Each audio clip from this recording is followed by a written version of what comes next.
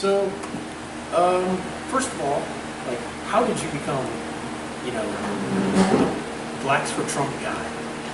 Oh, that's easy. In the beginning, in my youth, I was with, I was a Democrat, and I know my dad was a strong, staunch Republican because he was one of his first 5 black millionaires.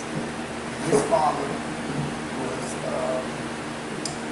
was Sir Rowland Simonette, who was the first black prime minister of Nassau, or Bahamas. Right. And so my dad was a moneymaker.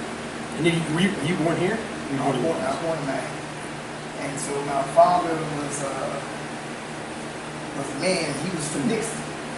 He used to brag on Nixon, and he loved Reagan. And I'm like, why would you be for that guy, man? He's against the black man. And he comes to my club. I said, okay. So you know you can't argue with your dad. So my dad, he will hit you. So I was being influenced by that because he was a businessman and he was wealthy. And he said that Republicans can help you get wealthy without the Democrats taking everything from you. So I used to hear that was against it. And then I met Yahweh Binyao. And when I had just become a Muslim for a brief while, and I was very upset with all white people on earth at the time because I saw, you know, slums. And I was like shocked because all my life, because of my dad, I was sheltered. All my best friends were all white. And it was like, I was shocked when I saw the projects. And I was pledging a fraternity and I saw black people living in the projects. I was in total shock. So I all of a sudden became a Muslim. And then one day, a man named Yahweh Binyao passed me a flyer. And his name was at the time Moses Israel. He gave me a flyer and said, the white man was the devil. What? Who is this guy? So I go to check out this flyer, and the white man is the devil. And then I meet the guy, and for years I'm studying the Bible with him. I never forgotten about the Nation of Islam. And one day he told me, son, you know all white people are not the devil. What? Man, these crackers got it. I was very upset, but y'all said, son, if you have a race war, son, you're going to have to kill me. What are you talking about? Son, I'm lighter than most white men, which was true. He's from Oklahoma, right? Yeah. And he had blue eyes. And like, he said, look at these little kids, those are my grandkids. That's my daughter, she's lighter than me, and her husband is a white man. He was a Mexican. And look at those kids here, they calling you uncle. You gonna kill them? So, oh, wait a minute, but sir, he said, son, the Bible said every nation came in the tomb, he said, last name of the registered master. Now he knew that by that time I had memorized the Bible. And I saw those scriptures, knew those scriptures. I guess I just didn't accept them because in my mind, we must get revenge for slavery. Now I said, son, that's not what the scripture says. It said, all nations will be saved. Acts 17:26 says that all nations are one blood. And Noah had 3 sons in Genesis 9:18-22, and from those 3 sons, the whole earth was populated. So everybody on earth is Noah's son. So you can't just want to kill Noah's son and think you're free. Because God said that all his people are going to be able to go to heaven, just that some are going to have to repent. And those who don't want to repent, then, you know, they can just go on and go to hell. But he left me stunned, and from that day forward, I had to go back to my old neighbor's house and asking for forgiveness. I had called him the devil, the serpent, Satan, and the dragon, and Miss O'Neill and Jimmy and all my friends that were no longer my friends because I had cussed them all out after I heard them laugh at Martin Luther King and Roots. That's what really pissed me off. That movie, Roots. Oh my goodness. Every black man in my school was like, man, these crackers is the devil. Gotta get revenge. Oh my God. You know, I was, man, so now I got to go. I hated white people when I saw that. But you understand what I'm saying? So now I have to go back to the old neighborhood and ask them to forgive me, make friends with them. So then y'all hit me with the ultimate bomb after he got that in my skull. He said, you know we should never vote for Democrats. What? He said, we need to vote for Republicans. And this had never come up before. No. See, what he had to do is he took me line by line, precept upon precept, a little here, a little there. And that's in the Bible, by the way. I forgot where it is exactly. It's in Isaiah. So I was like, what? I said, but sir, the Republicans are racist, he said. He said, son, Abraham Lincoln was a Republican. What? Now that I said, sir, I really hate to disagree with you. He said, go look it up. So the next day I come in, I'm flabbergasted because it was true. I said, so Republicans there. I looked at Harriet Tubman, they were all Republicans. He said, even Martin Luther King was Republican. So I said, wow. He said, the Bible said the whole world has been deceived. So if you think the white man is the devil, you're off. Because if you think he's the devil, and God Yahweh said that the whole earth is deceived, that means the person you think is the devil is not the devil. I said, oh, wow. So I was sort of really shook up. Now he said, son, he wrote this book. Some of these brothers were there when he wrote a book called, what is it called? Poverty to Riches. And inside that book, he said, he wrote that we should have, he had a form that said, join the National Voter Registration Day. So he told all of the Yahweh brothers, he said, listen, we're going to split our vote. Be like the Jews and the Cubans and all other nations. Some of us vote Republicans, some vote Democrats. And he came to me one day and said, son, let me tell you what I'm doing now. I said, what are you doing? See, the Democrats are getting every black vote. What I'm doing is destroying the enemy of God's people. The Democrats were the slave masters, and they were the murderers of our people. So therefore, when I tell them to split the vote, I'm destroying them. But I've been seeing you completely. They're going to finally figure me out one day, and they're going to come to kill me. So I want you to be ready for that. I said, okay.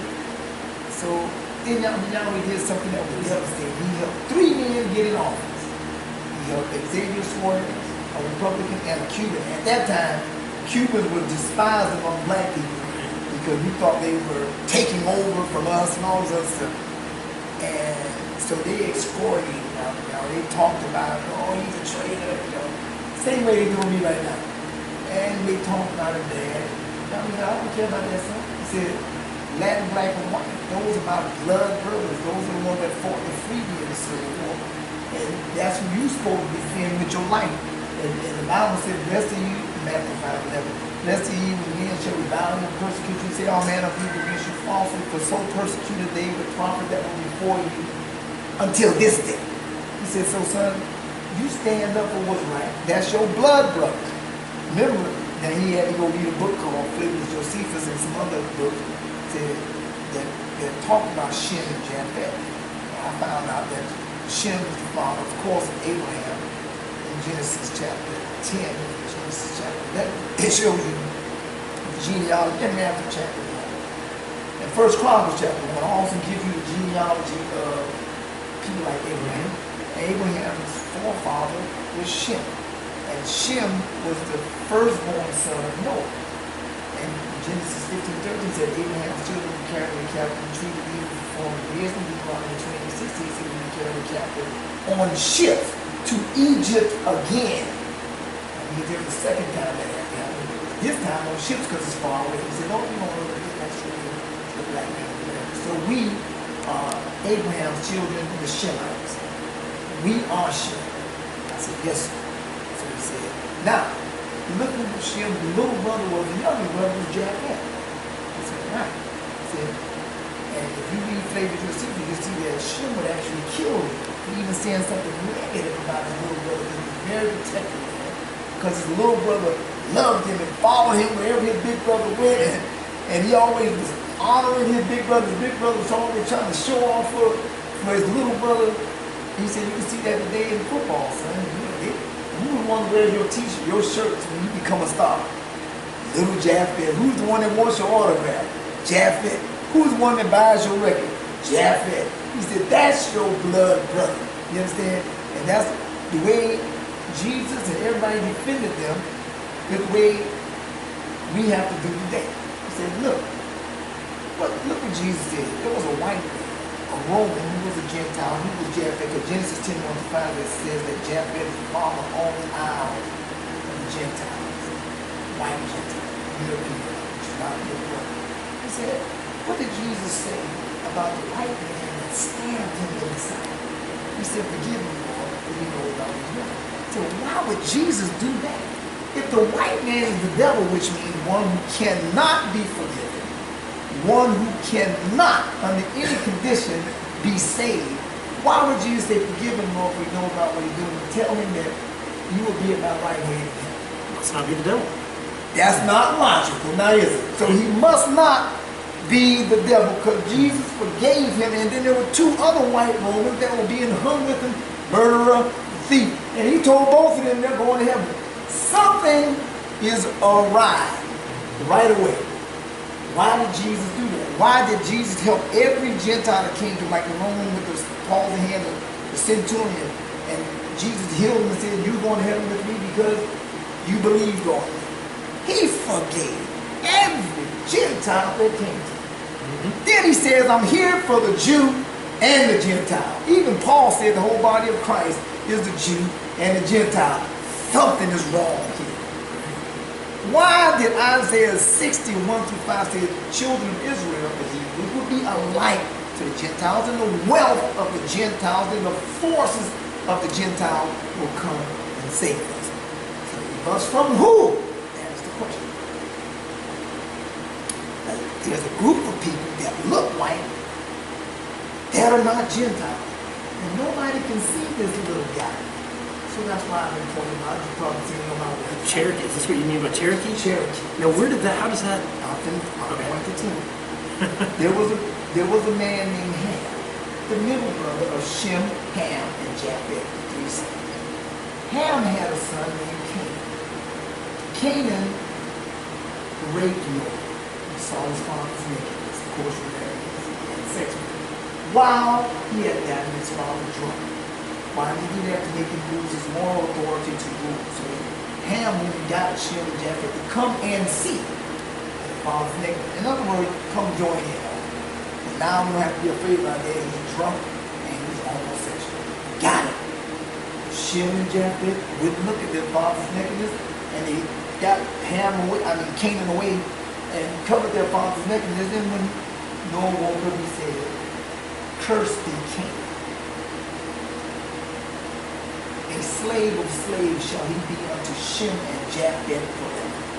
Uh-oh! Here's where we get into that Cherokee crap. A slave forever to Shem and Japheth. Canaan, every time God cursed a person like that, or a father cursed a person, guess what color he turned? White as snow. Go to Numbers chapter 12, Miriam, she talked crap about Moses. Yahweh came down and cursed her and turned her white as snow. He did the same thing to the king of Syria. He messed up and Yahweh turned him, and 1 Kings 5:27, go get me a tissue because my notes are cursed him and turned him white as snow. Now you can go throughout the whole Bible. Every time Yahweh acted on something like that, he turned somebody white as snow. And Leviticus 13 says the white as snow is the curse of leprosy, which means they have no melanin in their skin. They are totally different from Gentiles. Gentiles are light, bright, damn near white, but they still have melanin. They can get suntans. They can walk out in the sun. The lighter they are, the harder it is to walk out there, but they can still do it. Canaanites can't go out in the sun for 3 seconds. They'll start to boil right away. Look at you. You got your sleeves rolled up. Yeah. If you see Mr. Rockefeller or what's that guy's name? Eminem. Always something over his hands, always. They got to cover up because they cannot, I repeat, cannot go in the sun. Because you think the sun would boil. No, I don't think it would. Albinos cannot go in the sun. You ever see one? Yeah. Go in the sun? They will boil because that's what they had. The disease of albinoism is really Canaanitism. It is the curse of leprosy. Cursed white as snow. So Canaan was cursed. pretty upset about it. He had a son named Nimrod who exacted revenge. He didn't want to be our slave, so he decided to create an army and became a hunter of men, and he decided to kill them. One of the things he decided to do was take vitamin D from us, since he couldn't go out into the sun and get it himself. We can all get vitamin D3, because that comes from grass, cornfield, but you can't get the pure vitamin D without going out into the sun. So you start to die immediately, so they figured in order to live, they must take our blood. So they started killing us, hunting us down, and taking our land because they wanted to be the landlord, not us. So they wanted us. They didn't want to be cursed. They didn't want to be serving Shem and Japheth, because when Yahweh did that, he gave the earth to Shem and Japheth, not to Ham and Canaan. Because the world's going to be split three ways, Shem, Ham, and Japheth. But now you're cursed, Ham is disinherited. So Ham doesn't get any land. He would have to serve on their landlord, Shem or Japheth, whichever way his descendants go, he would have to serve under Shem and Japheth. Of course, they don't want to do that. So they took the whole earth. In Genesis 4:3, the earth was called the land of the Hebrews by Joseph himself. But suddenly it was called the land of Canaan. How did that happen? Because Nimrod conquered it and took it. So Shem and Japheth went, Japheth went north, Shem went south. From the middle of the earth, Ezekiel 5:5, which is Jerusalem. So Jerusalem belongs to Shem and Japheth. That's who's supposed to be there. We are the Hebrews. We just have forgotten our history, culture, and language. We actually believe somebody else is it. Tag, you're it. Because Yahweh said that Shem and Japheth would dwell in the same tent forever. What's the same tent? Heaven.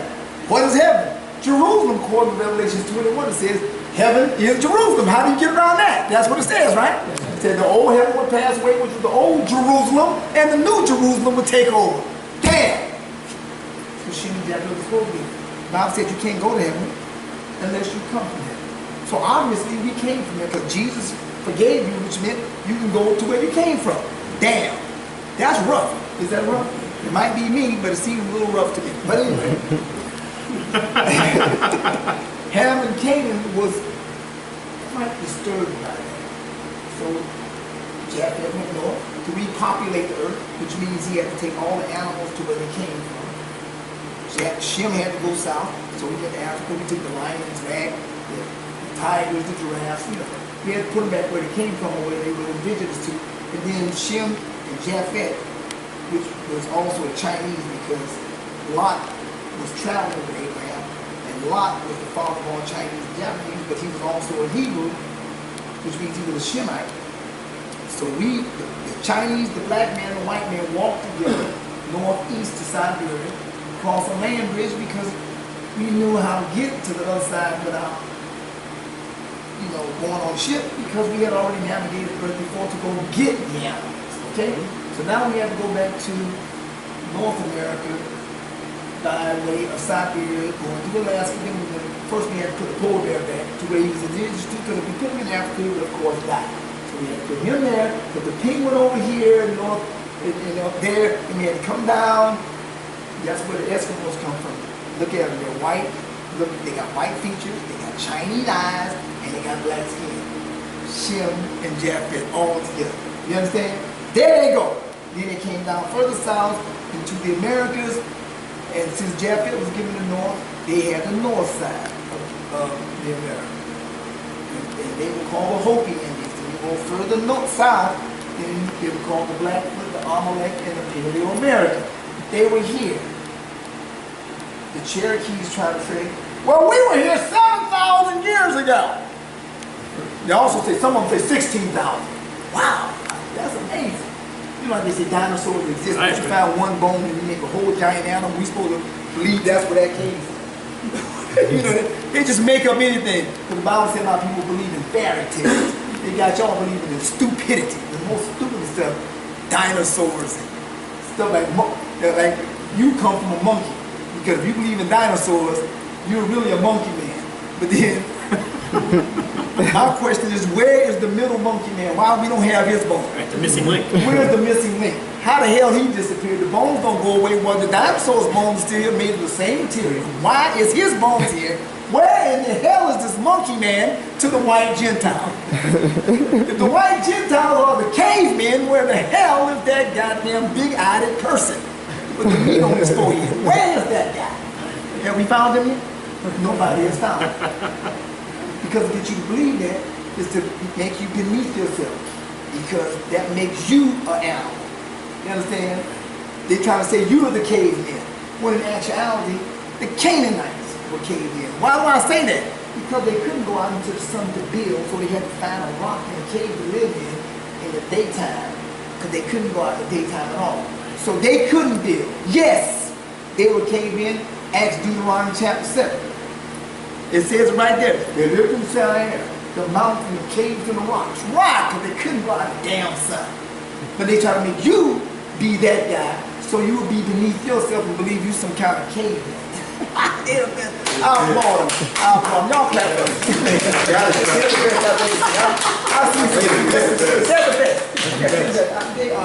They are the most fantastic. I've never seen one British man living in a cave. No. All these damn buildings come from. They built them. Hiram of Tyre, he was the king of the Gentiles. I'm gonna ask you a few questions. Okay. Why did the king of Kadesh, who was a Gentile, why did he help Joshua overthrow the Canaanites and knock the walls of Jericho down? And Yahweh said, go take the land back. Meaning we had it first, and now it's Canaan, go take Canaan back. After we got out of slavery from the Egyptians. Why did he do that? Wait, I got another question. This is a series of questions that's going to lead into the insanity of why white people are so stupid. They're too stupid to be the devil. They're as stupid as the black man. We're all lost. We're destroyed for lack of knowledge. But this will catch you back up to them so you know the history. You have Shem. You have Japheth. Remember those two? Okay. Japheth is Gentile. King of Kadesh, Gentile. Right? Now, so why did he help Joshua? Why did Hiram of Tyre help King David overthrow the Canaanites? Why did he do that? Then why did he help Solomon? He brought half of the wealth of the Gentiles to Israel, to Jerusalem, to build the temple. And he was the contractor and the actual builder of the temple. And he brought good gold, old gold, and yellow gold, the first one. He brought all of this stuff to the temple to build it. He brought the wealth of the Gentiles. What king gives half of the wealth of their country to build in somebody else's country? Why in the hell did he do that? I'm going to tell you the answer to that, then we go forward, because it's still the question of why. Because Jerusalem was given to Shemaiah. He was only helping to build his capital city. Damn. Did we catch it? Because that's what makes sense. It's only logical, because you can't make it make sense as to why a man would give half of his country's wealth to another man. Who does that? You know anybody that does that? Do you know anybody that does that? Nobody I know. Do you think anybody would do that on earth? It must have belonged to him too. Should it? I mean, that's the only thing that makes sense. He knew that it was his back then because we hadn't forgotten our history completely yet. And he helped overthrow the Canaanites. Why did he do that? Why did Cyrus stand outside the wall of Babylon? You know, he was the great-grandson. I might have missed a few greats. But he was the grandson of also Gabesh and Hiram of Tyre.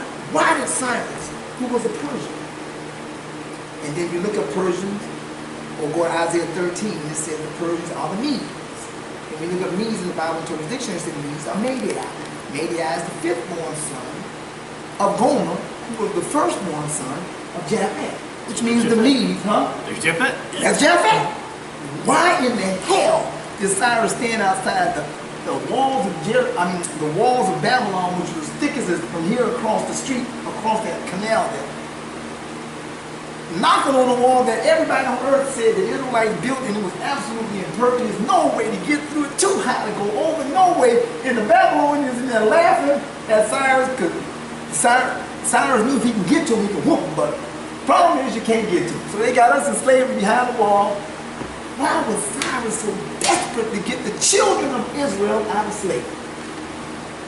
That's a hell of a question, ain't that a hell of a question? Why was he that desperate? One of the children of Israel came out there and said, you know, see a moat like this, at no time you can walk under the bridge there with those pipes. It's about a span of a man height. You got that much space under the pipe, you can walk right into the city. We're going to have a party for the Babylonians tonight. You don't have to knock the wall down, just go on. The Babylonians woke up the next night, the next day with spears to their necks. There's still no answer to the goddamn question as to why did they do that and free us like that. Why did Belshazzar and all these kings, all the way up Ahasuerus, why did Ahasuerus, the king of Ludlam, which was another Persian, a Gentile, why is it that Esther and Mordecai came to him for help? Because Haman was trying to kill them all because we didn't have the weapon. Why did he put his insignia ring on it and give us the right to have weapons so that we can defend ourselves against Haman, and we whooped his ass? Why did Ahasuerus do that against one of his trusted soldiers? Why did he do that? What's the answer? The answer is because he was Japheth. And he always returned the favor. As we protected Japheth, Japheth always came to our rescue. The Gentile always came to our rescue. Every time that Israel got into slavery and couldn't get themselves out, or Yahweh didn't get them out, who was standing outside those walls? A Gentile. Sometimes, no, every time. Who did Hannibal use to overthrow the Romans? Who did he use? Hannibal was a Hebrew. Who did he use? He used the Scythians. Who were the Scythians? The Vikings. Who were the Vikings, sir?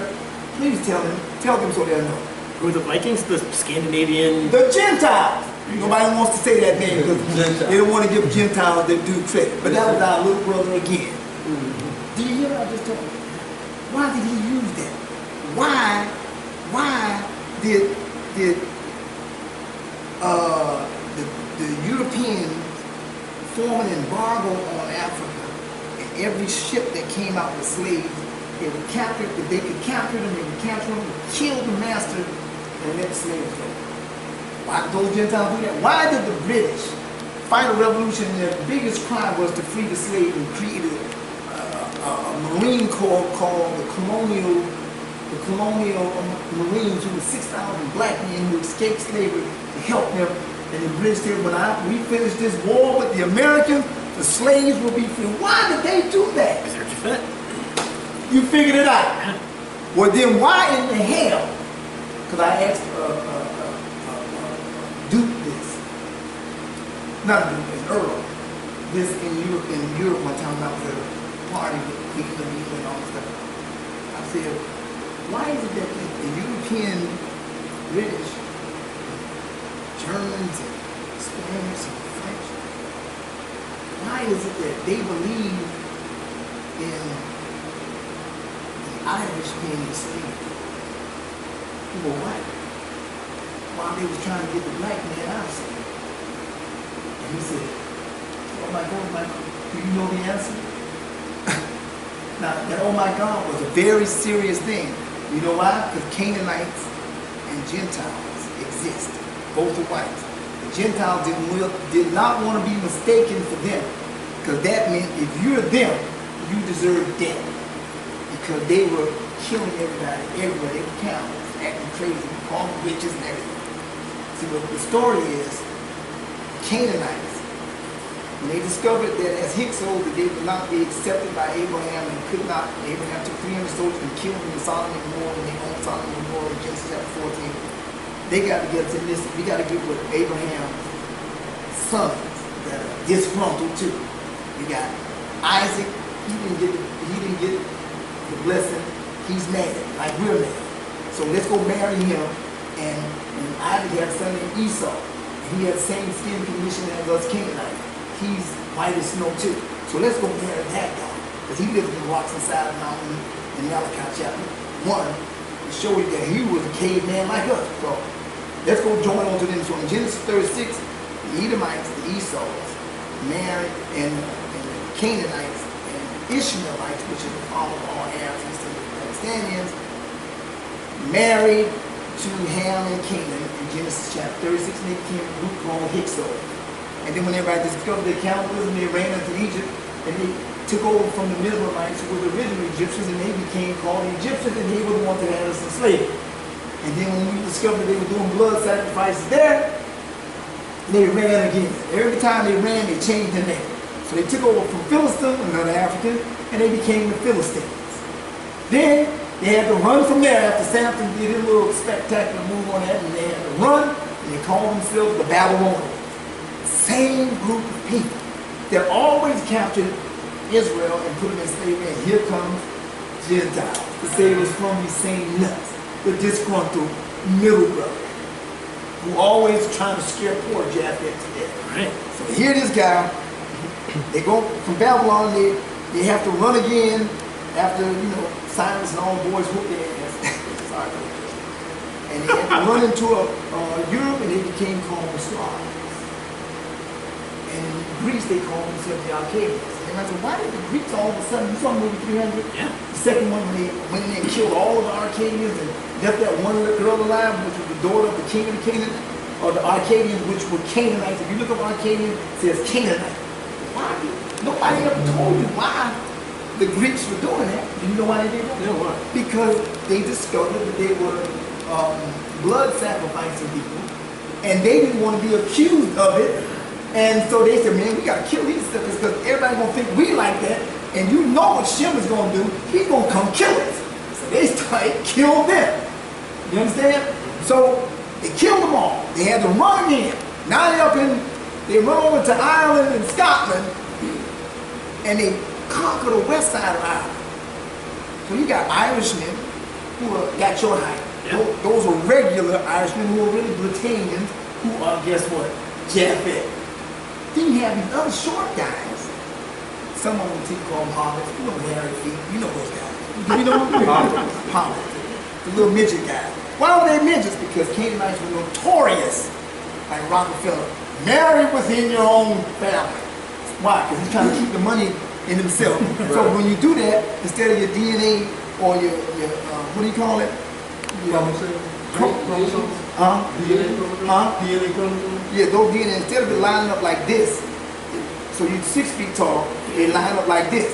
So they become big-headed, short, 3 feet tall, with big foot systems. Or foot to toe.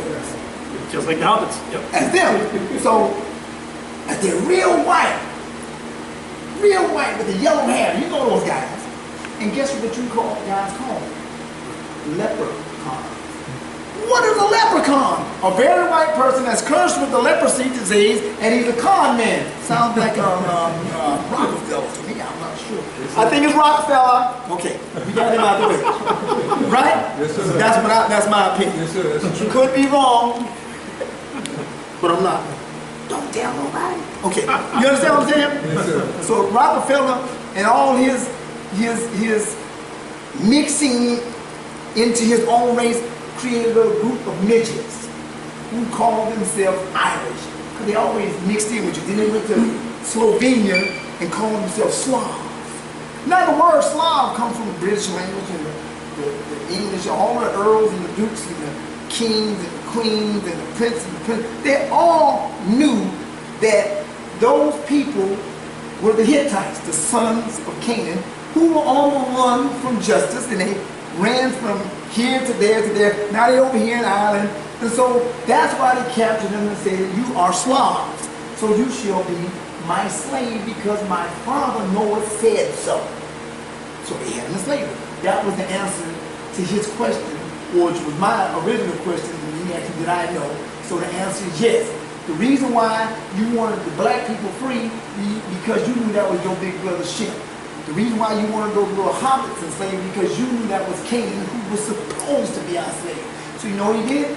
Him and his fellow got on one knee and grabbed my hand and said, sir, are we going to be blamed? I said, no, sir. I said, let me give you the scripture. It's the greatest scripture in the world. This is what they call grace. They try to make you think grace is something else. Because he calls it grace, right? What is Ezekiel 18:17 to 22? Ezekiel 18:17 through 22, it says, in the latter days, the Gentiles will no longer be held responsible for the sins of their fathers. What does that mean? Well, some of you did participate. And Deuteronomy 4:5 and 6 says, any nation that participated in the slavery of my people Israel shall be put to death. Their sons and their sons' sons into the third and fourth generation shall die, saith the Lord. Now that's a little scary. That's what Rockefeller was thinking. No, we're white together. I know, as I said, had a mistake, but some of you guys help. Negroes wake up, they're not going to be particularly want to understand the difference between the Indians. They're going to just kill all white people. So you got to help me keep our foot on that. Of course, that scares you to death because you said, look at that Michael Jordan. Look how that plays. Look at Mike Tyson. He knocks everybody out in 12 seconds. Man, you can imagine a bunch of 18-year-old upset Negroes that you want. You better help me. It's going to be some problems. Oh, it's going to be a big problem. That's serious. Right? You say, damn. They hate it, but they did. And they tried to free us on the sly again during the revolution, the Civil War. They wanted us free, but they were still scared of us because they knew that if somebody had done them like that, the thing in their mind was to be, one day I am going to kill you. That's why Yahweh didn't choose Ishmael, because he said he's a wild ass of a man. This Indian Pakistan, he even killed his own damn self. You can't let this guy be the blessed one, because the blessed ones would have to have enough sympathy in their heart for their little brother to forgive them. Because I said here, and here's the magic thing, the great thing, I can't use the word magic, scratch that. Here's the great thing about how Yahweh, God, operates. He gives us laws, statutes, judgments, and commandments. This is what saves the Gentile. You got to fix it. Oh, no, we're good. Just make sure. This is what saves the Gentile, is the command. The laws, statutes, judgments, and commandments. These three things destroy the Gentile, our little brother. But the command saves it. And Jesus said in Matthew 5:17, if you love me, keep my commandments. Not the law. The law is what you must have to survive and carry out a nation's business. But the most important thing is the commandment. Now, why do I say that? A law is any rule that you break that causes physical punishment. A statute is any rule that you break that causes civil punishment. A judgment is how much of the civil punishment should you pay? Should it be $10 or $50? A law, a judgment on the law is should you be hit 5 times or 20 times. That's the law, statutes, judgments, and the command. And now here's the command. A command is anything that God or the king might order you to do that breaks the law or the statute, but he cannot be judged for it because it was to keep Yahweh's promise, Higher command. or because it's necessary. For example, in Matthew chapter 12, Jesus said, go out and do, I know it's the Sabbath, the law said we can't work on the Sabbath, but I want you to work on the Sabbath. And pick your food because you're starving. And so the Pharisees say, aha, Jesus, we caught you. You guys are breaking the law, and we're going to kill you. And that's it. You got all these witnesses. There's no way you can get away with it because out of the law. Jesus said, you're not calling me the king of Israel. Yes, but nobody's above the law, not even the king. So we got you, Jesus. We're going to kill you. He said, well, have you not read what David being the king did order his soldiers to eat the showbread of the high priest on the Sabbath, which was against the law, punishable by death, but because he was the king, he was able to command him to do so, he could not be judged for it. And they held their heads down and walked away. Got it! That's because it was necessary. Like if somebody's attacking a nation, you can't tell the king to not prepare to fight a war because we'll lose the whole country. So the king can order you to break the law to keep the command. You understand what I'm saying? So he can order that. So Jesus got it. And he's also to keep a promise. Battery. You need a battery? Yeah, battery. Okay. So it can also be used to keep a command. A promise. What is a promise? For example, in Exodus chapter 34, the children of Israel built a golden calf. And Yahweh said, Moses, come here, these niggas have built the golden calf and have defied me. And you know the law says if you build another god to them instead of me, that they should be stoned to death. So I'm getting ready to kill all these niggas. So you come over here, I'm going to make you a nation by yourself. Moses fell on his face. Oh, Yahweh. The Egyptians are going to say, you are a liar, that you can't keep your promise. You said you're going to take us to the land of milk and honey. Now you got us out here. Now you're going to kill all the people. They're going to say that you're a murderer and that you done killed the people. Oh, Yahweh, please don't let them embarrass your name like that. And Lord Yahweh heard Moses, thought about it, and repented of the evil. It actually said Yahweh was giving him evil of what he was about to do to his people. And he broke the law and allowed them to live. See? Why? To keep his promise. Command. So what is the biggest promise? What was the first promise Yahweh gave after the flood? I mean the second promise. The first one was you won't be done by water the next time you fight. Right, we won't flood again. Right. But the second promise, he says Shem and Japheth will dwell in heaven in the same tent forever together. But that's not possible if we go by the law. Why? Because the law said any nation that participated in slavery, their sons and their sons' sons shall be put to death. So, that means Yahweh can't keep his promise. Psych, you're lying. So there's a command, yeah. That Yahweh gave a command in Ezekiel 18, 17, and 22 says, though it is written that you should die. In the latter days, says the Lord, the Gentiles will no longer be held responsible for the sins of their fathers. And if they repent, like we did at Gettysburg, like we did when the British tried to free us, like we did, you know. Multiple examples. Right. Yeah. Okay. They shall surely live and not die and go to heaven forever. Wow! That is the bomb. Why do you know it's the bomb? Because in Romans chapter 9, verse 19 to 22, they said, Jesus, why do you forgive the Gentiles after they had your people in slavery and done all this evil to your people? How could you dare forgive them? And Jesus responded, because these are my people who have forgotten that they are my people, but will be my people forevermore. And how can the fox answer the problem? What doest thou? I did this because I'm keeping what? My first promise. First promise was Shem and Japheth will go to heaven forever. And this is what y'all showed me, which was what turned me totally around to the Gentile. That's my blood brother, and if you touch him, I'm going to whoop your ass. And they know I feel like that because the Tea Party saw that when the Arabs came up there to beat them up, they said, Michael, you know what the hell you problem with you, my brother? It's these Tea Party people. I said, well, it's like this, bro. If you cross the street, me and these 20 brothers here, you're going to whoop your ass. And I'm going to come to your house and whoop your ass in front of your kids. Now, cross the damn street. And the Tea Party started clapping, and they left. Why? Because they knew I was desperately ready to defend them with my life because they fought to free me. Why in the hell would I not defend them? Now, they didn't just fight to free us, right? They actually died. Yeah, well. So is this leads you to be a Republican? This is why I am with the Gentiles. See, what people don't understand is that the Canaanites were in Ireland, and then when they discovered all this, what was that guy's name that was Jack the Ripper, and they discovered witchcraft, they did a big witch hunt during the period of, it was called the Crusades.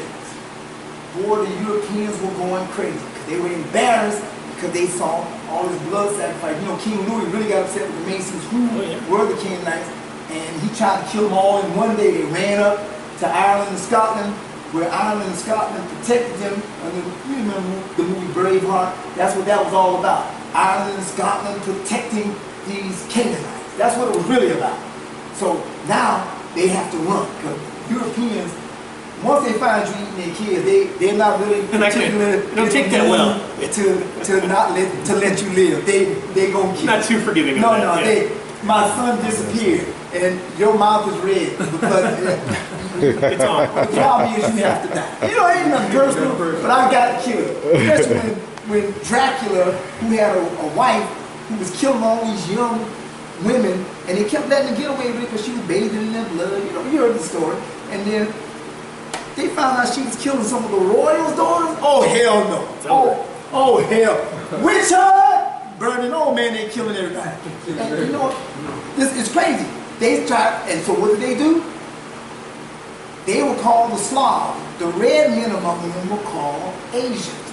The Asians were Ishmaelites. The Ishmaelites of East Indian, Arabs, and Pakistanis, or Middle Easterners. The Slavs were the Canaanites because they were supposed to be a slave. The word Slav means slave. They mixed with the Slovenians to hide themselves. The Slovenians are Gentiles, like Donald Trump's wife. She's a Slovenian. I see her stare out in the sun all the time. That can't possibly be a Canaanite because there she is. Look how pretty she is. Canaanites don't look like that. They wrinkle up like, whoo, it takes about 20 days. They wrinkle like him. You know what I'm talking about. So, Slovenians are different from Slavs, and Gentiles are different from Slavs. And Ashkenazi Jews who are Gentile Jews, who Ashkenaz was the first one son of Gomer, who was the first one son of Japheth.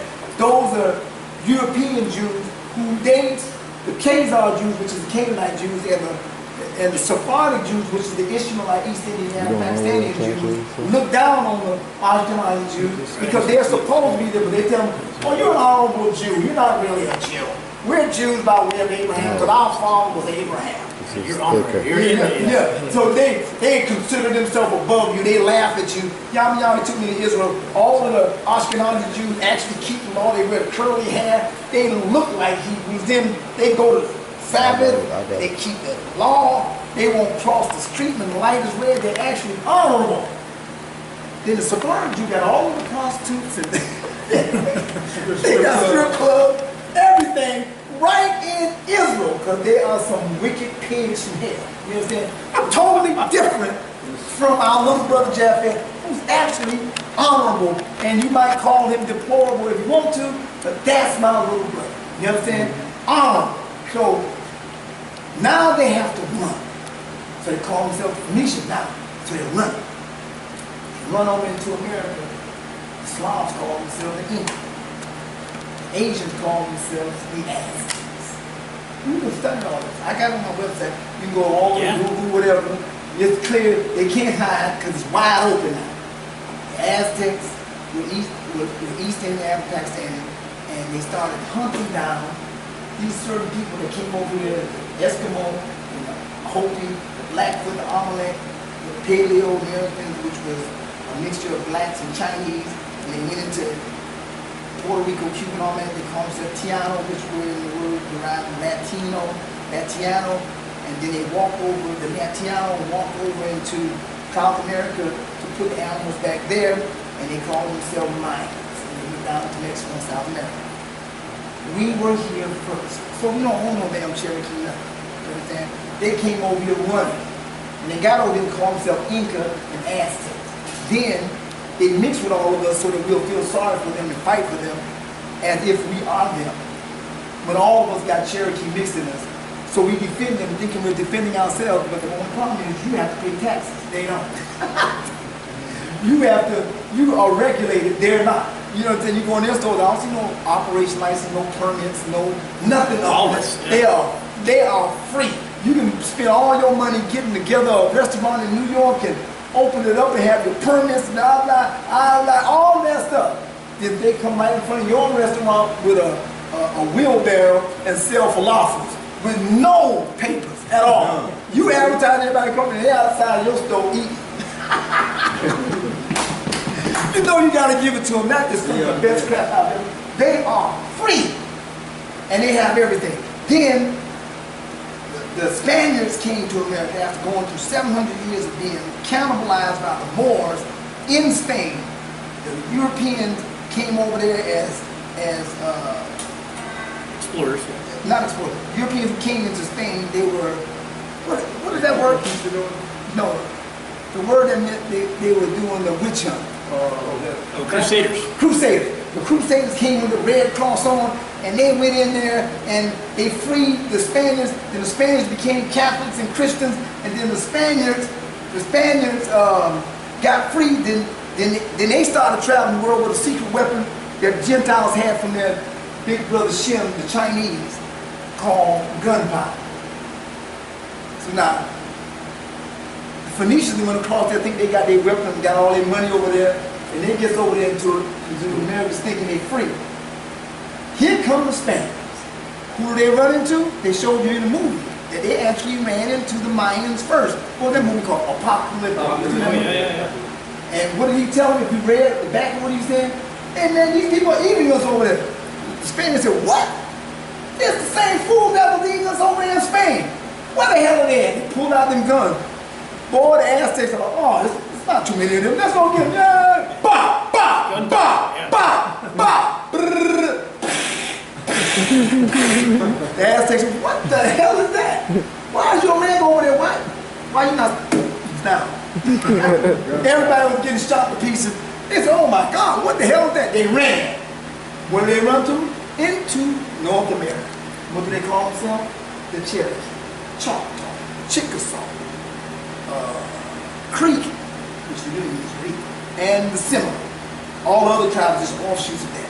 But they're all together just the Cherokee. They are white and they're red. The white ones are who? Slavs, or should I say, Canaanites. Who are the red ones? Ishmael, East Indian and Pakistan. That's why East Indian and Pakistan come to America under the most favorable immigrant act, then go to the Cherokee tribe because they have the same DNA, they become Cherokee. So now they don't have to pay the taxes. What kind of crap? How are we supposed to pay? What you said, I'm lost. See what I'm saying? It's crazy. What you think? Crazy. That's crazy. And why don't they have to pay taxes? Because you, Columbus, came and took the land from them. That's the greatest lie. The Bible said in the last day in Isaiah, Jeremiah 16:19, the Bible said the Gentiles will say, surely our fathers have inherited lies. What's the lie that you inherited? That you were the slave master, that you were the KKK, that you are the one that believed in white supremacy. You are the one that had Jim Crow and black code. You, Gentiles, did that. You ought to be ashamed of yourself. They're the best I ever seen. You owe the Indians money because you took their land. So you give them $20,000 or thousands of dollars every month. You do that out of your tax dollars. You are stupid enough to pay the country you conquered taxes. And then they ain't got to pay no taxes. What kind of... Even Jesus, when the Israelites was conquered by the Romans, they said, should we pay taxes? This is our land. He said, listen, render unto Caesar that which is Caesar. He conquered us, give me his taxes. Even Jesus said pay taxes to the conqueror. Yeah. How in the hell are you stupid-ass white people paying taxes to your conquered death? The Canaanites were smart. I don't know how they ever got that history. You understand what I'm saying? Yes, sir. Yeah. So,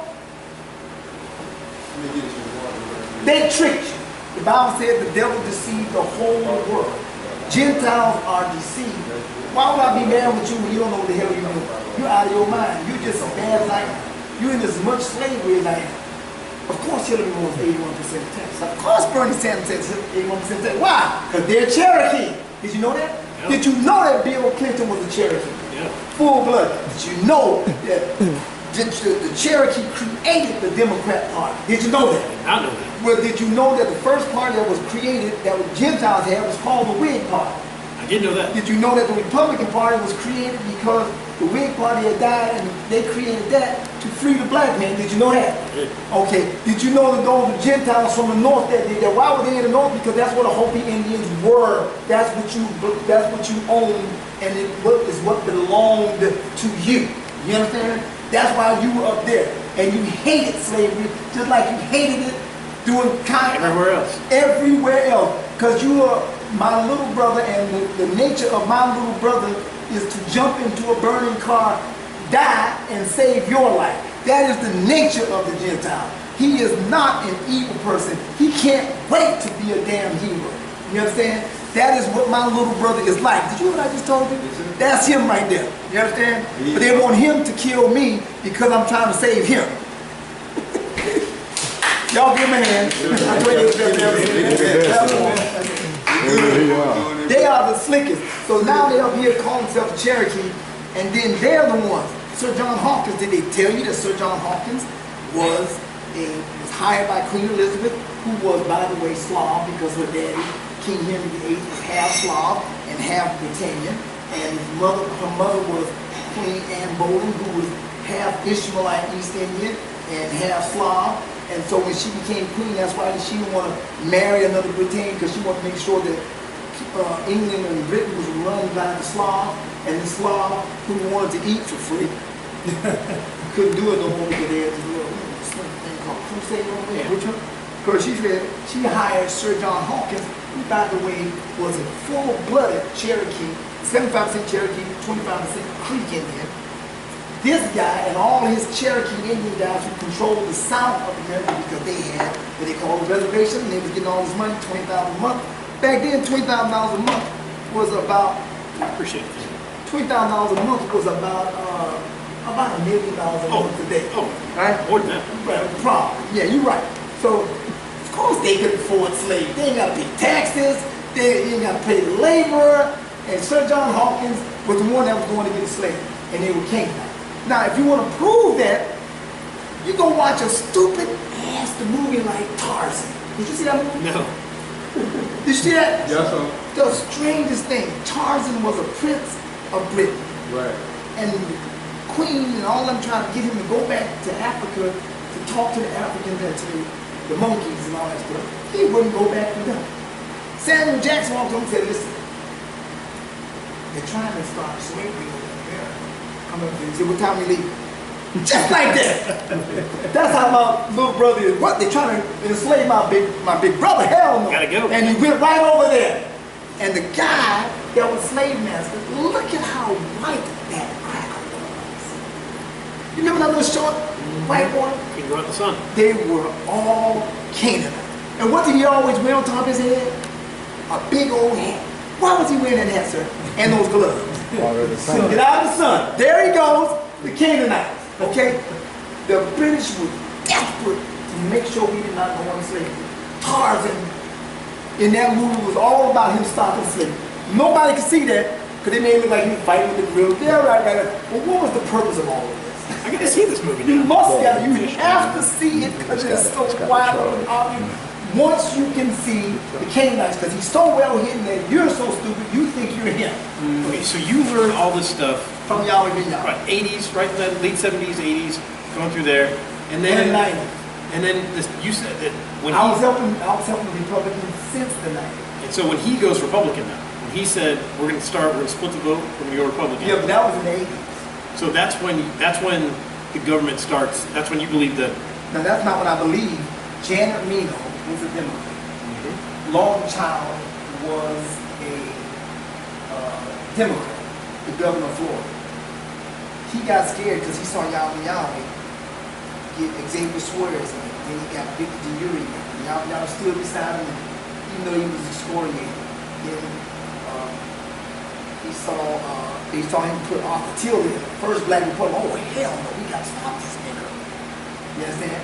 So, because he can now, they see he had a temple. That's Long Beach, Tallahassee, Jacksonville. He said, man, he got just as many followers there as he does in Miami. Man, he can do this all over the country. You got to stop this guy. That's why he got arrested. Well, I think it was one day after Bill became president. And now you know when he became president, Janet Reno was Attorney General. yeah. And she was in the courtroom all the time. Not every day, but she was there She all was checking in on it. Yeah. She hired Richard Scruggs, who, by the way, is an Ishmaelite. Ain't that common, right? And they went after us big time. And their charges, none of those things happened. None of them. You know how you know it didn't happen? How? Because all the brothers was found innocent of the acts. And that's why Judge Rucker said, well, no acts took place. What in the hell is a conspiracy? But they found him guilty of blanket conspiracy. But every brother was found innocent of the act. And you had family members testify against you. And the same family member that they refused to tell him come down and see me all the time every day now. My little brother, I just He still comes sees you right now. right. I still said, you just don't lie on me for these goddamn people. Are you a liar or what? You know what he did? He said, I told my lawyer, he started crying, so they cleared the courtroom. My lawyer was telling me to question my little brother. I said, just ask him, is anything you just said true? He went up there and said, all those things you just said about your brother, are they true? He said, no, I made that up because they said they'd give me a good deal if I told this here. And boy, they went berserk. Oh, I object. And Judge Rucker said, what the hell are you objecting to? This is your damn witness, right? So he said, did Maurice, have you ever seen your brother in a fight? He's never been in a fight. Has he ever smoked or drank? No. Has he ever taken drugs? No. Has he ever used profane language? At that time, I was really well known for never using profane language ever. I only had one traffic ticket my whole life up until that moment. He said, my brother's the most clean guy in the world. Everybody calls him Mr. O'Righteous. What they call me in the temple? Mr. O'Righteous.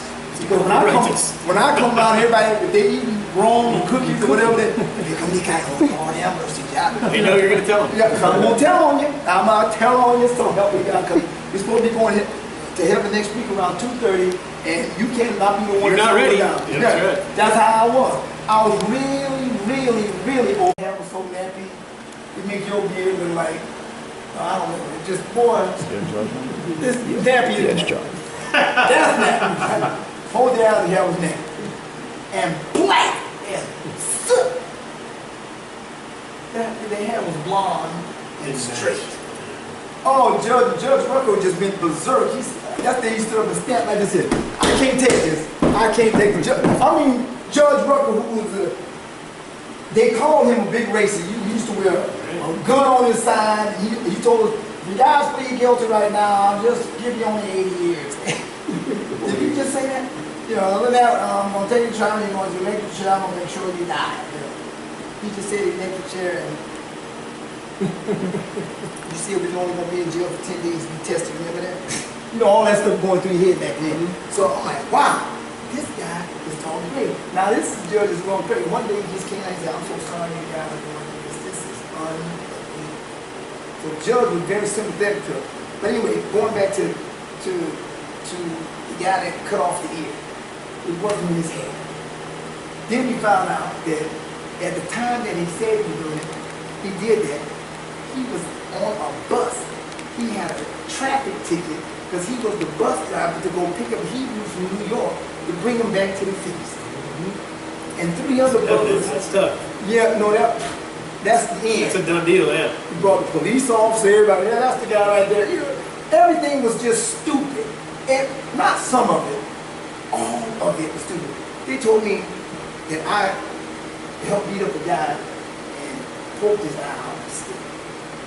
So he said, Rosie, this is Al's here. I don't really like you, Al, because you're a Democrat, but I'm gonna give you a props. He did okay by you. Yeah. But my lawyer and me, yeah, Rosie didn't get into holiday until 84. So I was ready for that because my little brother was the one that went out as an elder, and he didn't go out till 84, and he was the one that found Robert Rozier, the one who accused me of this so-called act. So, But that's not is that the football player? Yeah, football player. The main witness. Yep. Main one. He said, okay. Still probably in prison somewhere, right? Well, I think he died. Oh, okay. I think he died in prison. Something like that. But anyway, Robert Rozier, Alcide says, so Rozier, in September 17th, you said you saw Maurice, right here. Yes, Maurice, Mikael. You saw him hit this guy in the eye with a stick. That's right. Well, how do you know it's September 17th, 1983? He gave all of his reasons. Damn good reasons, you know. We're doomed because that reason was off the chain. He said, because it was the Day of Atonement, we were supposed to sacrifice a goat. And so we used him as the goat. Now he's accusing us of cannibalism, right? That's the same thing. But anyway, he said, and he was the goat and we sacrificed him in September 17th. Every year, the Feast of Tabernacles, the Feast of, what do they call it? Feast of Tabernacle, Feast of Weeks? No. The Day of Atonement. Day of Atonement. Day of Atonement is September 17th every year, right? So he said, that's why I knew it was that day, and it was September 17th, 1983. He said, so he's sure of that. So he kept going over and over, and we, all of us back saying, what else do we have? Because I was just trying to figure it out. So as the president said, he said, you know, that's funny. You said September 17th, 1983. He said, You know what's funny about that? When I got these officers here that work in jail office. What they call us kind of people? Not bailiffs. What do you call them? Prison guards. Oh, yeah, yeah. Correction officer. Correction. Yeah, yeah. I got these guys here, and yeah, I think they had the guy they called, he was the assistant to the guy that runs the jail. What do you call him? The warden. Ward. Said, I got this guy here that's witness here. The strangest thing, Mosey, the strangest thing is I have this piece of paper here that says, and these guys testify to this, that between January of 1983 and February of 1984, you were in jail in Jacksonville at the P Farm. Crowd goes crazy. The judge gets him calmed down. The judge said, okay, all right, this is crazy. So, what was he gonna say? Can I see that? He said, the judge said, yeah, please give him that paper. Because by this time, Rucker had it up to here, right? Judge Rucker takes the paper over to him. Because really, what really pissed Judge Rucker off, they call him racist, but all of these white people was in there dressed in white. All of our Yahweh brothers who were white people. All of them, not all of them. Remember that, sir? All the white people. Just that this is a racist. What are all these white people doing here? You know, by that time we had already been taught that Gentile, our little brother, and we go be together. This is supposed to be a black power thing. Right. How is this? So now, Judge said, this don't look like no racist to me. What the hell's wrong with you guys? So now, I have my friend in George Lopez, you know, Gloria Swan's first cousin who built Viscaya and all this great stuff. All these big people, the judge said, Michael, you know, all these very, very famous white people. He said, I thought you guys were racist. I said, sir, these are my best friends. And, you know, the judge is looking at them about as cross-eyed. Look, now, here come Rozier reading this paper. And he says, well, anyway, I made all that up to get a good deal. I told the FBI that, oh, but I had a little, the crowd, I mean, that was really berserk. I had a lawyer that was about 5'7", 5'6". Now, Rozier is about 6'3", 6'4", 200 and something pounds, a football player guy. My little lawyer, this Richard Gagnon. Richard, love you, buddy. Anyway, Richard jumped across the table where he was sitting there, grabbed this guy by the neck. It took 5 marshals to get him off of him.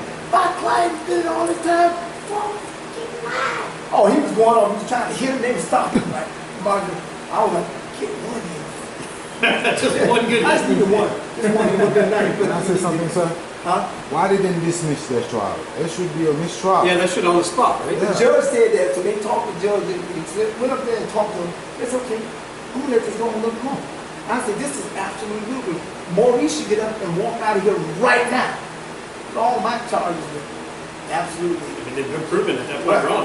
Not, and so, not just proven wrong, not just not guilty, just absolutely wrong. I knew they could have, because I knew damn well I didn't do that. So, I'm in there like, I'm ready to testify. Matter of time. I don't give a damn. No, I was there, I was going to testify myself, even if none of that came in, and I was going to tell them up front, with strength, without fear or favor, hell no, I didn't do that. Back then I didn't cuss, so I wouldn't say hell no, I would say heck. Heck no. So anyway, oh man, that was the crazy. But they got him. They convicted him. Yeah, because remember now, he had killed 5 people before he met Yahweh. And he had them already on that. And they convicted Yahweh now too, right? They convicted him, but of blanket conspiracy. Right. But none of the acts that they said we did, none of those acts will be any of us found guilty of. That's why the judge said you can go look up transcript. If they didn't do none of that, what in the hell was a conspiracy? That becomes a question. So they took Yahweh to a murder trial after, right? To try to get him on something, some act. Right. And he was found innocent right there. Yeah. That was like a year and a half later. They had already found Yahweh guilty in the federal court of just conspiracy with no evidence. No underlying. Yeah. I mean, no act. See, to do a conspiracy, there's supposed to be an act that Some 2 or 3 criminal, guys, some crime. that 2 or 3 guys act on. The first conspiracy was supposed to be me and him making money, getting drug dealers money and all this other stuff. But y'all, I mean, Judge Rucker found out we were a 501c3 church, and that we had the right to collect tithes and offerings and donations from anybody, right? We don't stop nobody, like, no church stops anybody from donating. So anyway,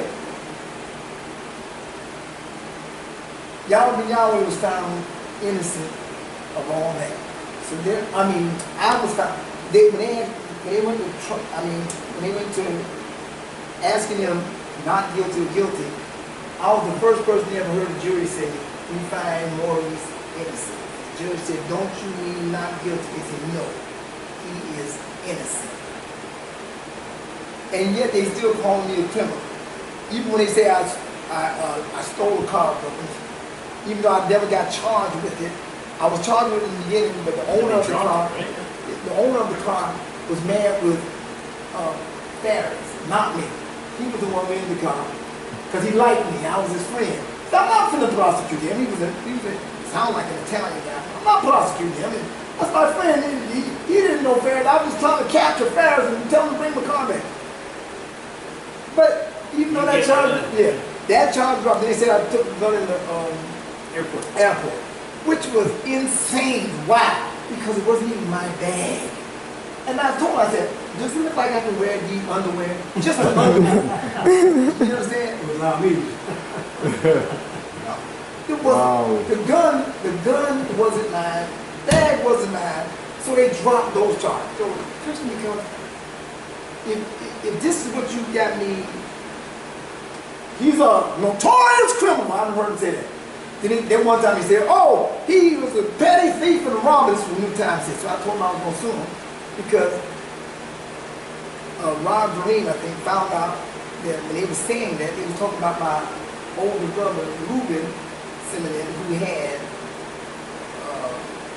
who had a bunch of crimes like that, and they intertwined me and him. So I proved that it wasn't me. Because when you look at my record, I wouldn't be got the record from the thing. You see it on our website. There's nothing there. The only other thing they hand me on is not carrying enough life jackets on the jet boat. Is that it? In some way, they charge you with shooting a gun out the No, they canal, didn't charge right? me. They charged my son. That's right. AK-47? Right. They said he shot an AK-47. Forget the fact that when I was sitting out in the back, I wasn't in the back, I was in the kitchen, talking to my lawyer, friend at the time, Pierre. While I'm talking to him, I look out on my yacht, and these two guys are climbing up the backside of my yacht. I said, what the hell are they doing there? So I grabbed my gun, I had a little pistol in it, and I walked outside with a pistol. And when I looked, when I got past this wall, there was another guy climbing onto my backyard, right, with a gun. And I saw him, and we startled each other. Then he shot at me, pow! So I shot at him, pow! Right? And I fell back, and I got hurt. Then my gun jammed, and so my son came out, and he started shooting at them. Really, he was shooting at them because we had a little short old man that was on the boat trying to get off the boat because he heard all the shots. And he could barely run, or he looked like, you know how Army used to run? Yeah. He couldn't do anything. So my son was shooting in the air to scare him because the other guy had already run. The guy that shot at me, he ran. The other two guys, they dove in the water and they swam. And my son was just shooting in the air to make them just leave. We called the police. They were in our yard. The law was we have a right to shoot your ass. And they arrested him there. Took him through 2 years of pre-trial, and all of them came and testified about they were in our yard, and we showed them, look at this lady here. A man was trying to get on their jet ski, and she shot his head off. That's one. Here's another lady, another guy that shot a man in the stomach for standing on their boat, and he's fine. He's a white guy. But the black guy in his backyard, Right. we get charged and get run through the ringer. Now, I wasn't charged with that because they knew that I was going to take him through here, right?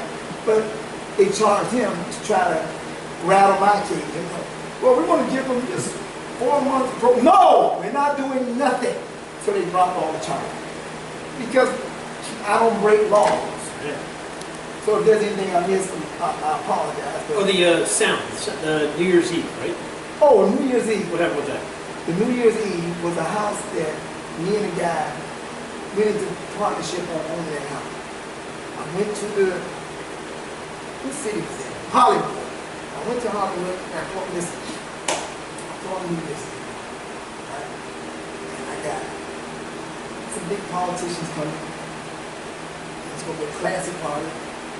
Nothing like the old party that I heard that he threw over there. The hood man. I hate it. So I said, this is a classic party. You know, we just won the election, a lot of Republicans want to get over there.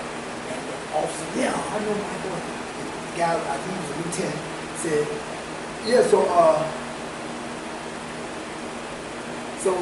yeah, we're going to make sure you're protected, and we're going to keep an officer right down the corner. I said, we might go to like 4 or 5 parties. You don't care if you go to 6. You can do anything in your house. No.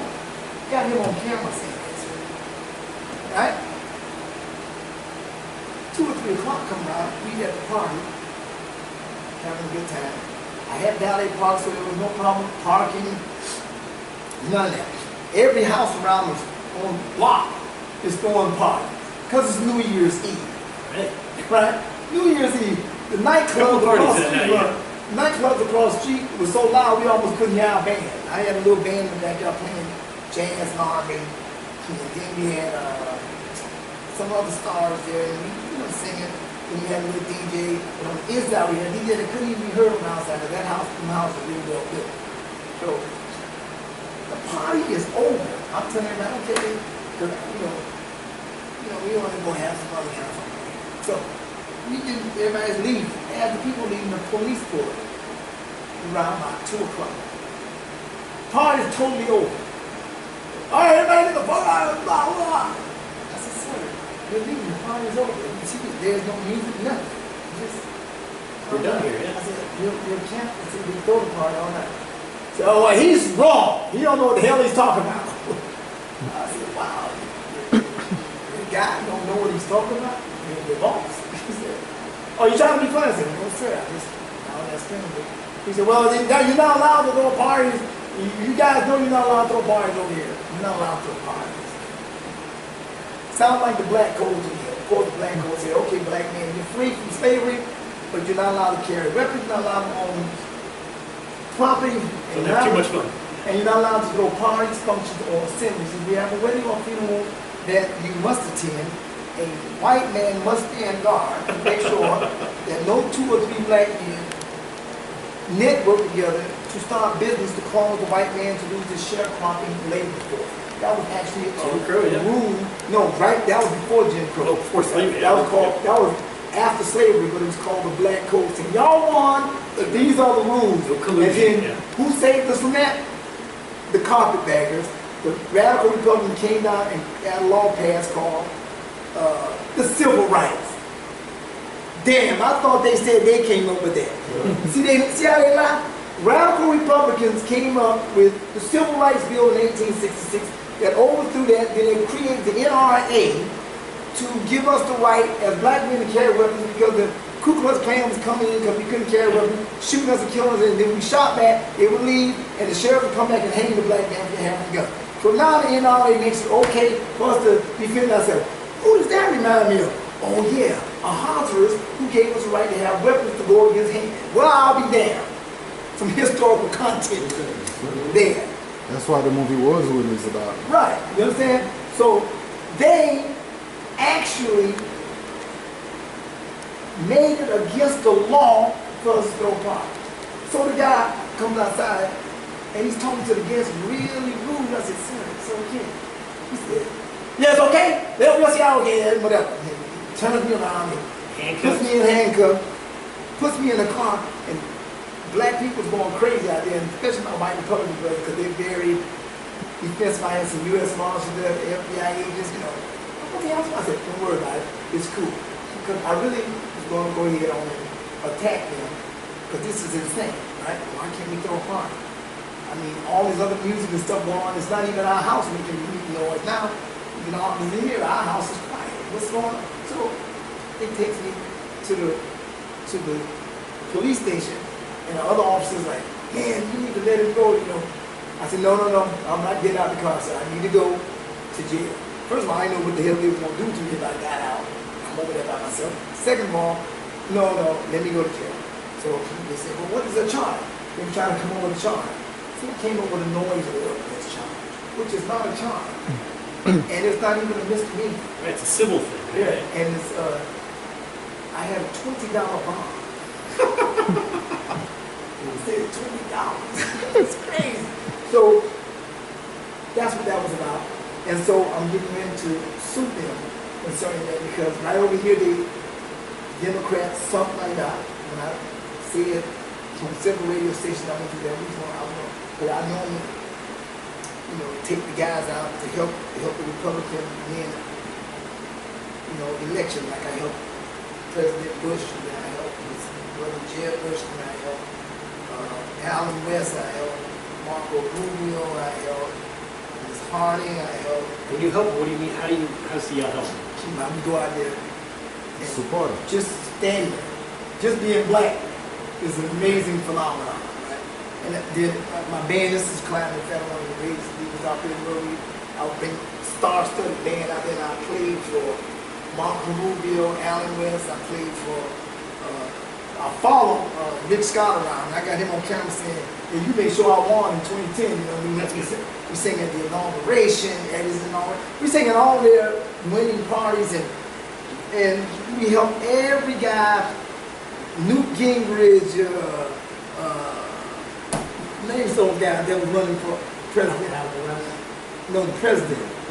All of the guys that were in president, we were especially the chicken wings and things. When we helped all the guys that were in president, that was sort of taxing to me because I was doing it for free, right? Never asked for 37 cents.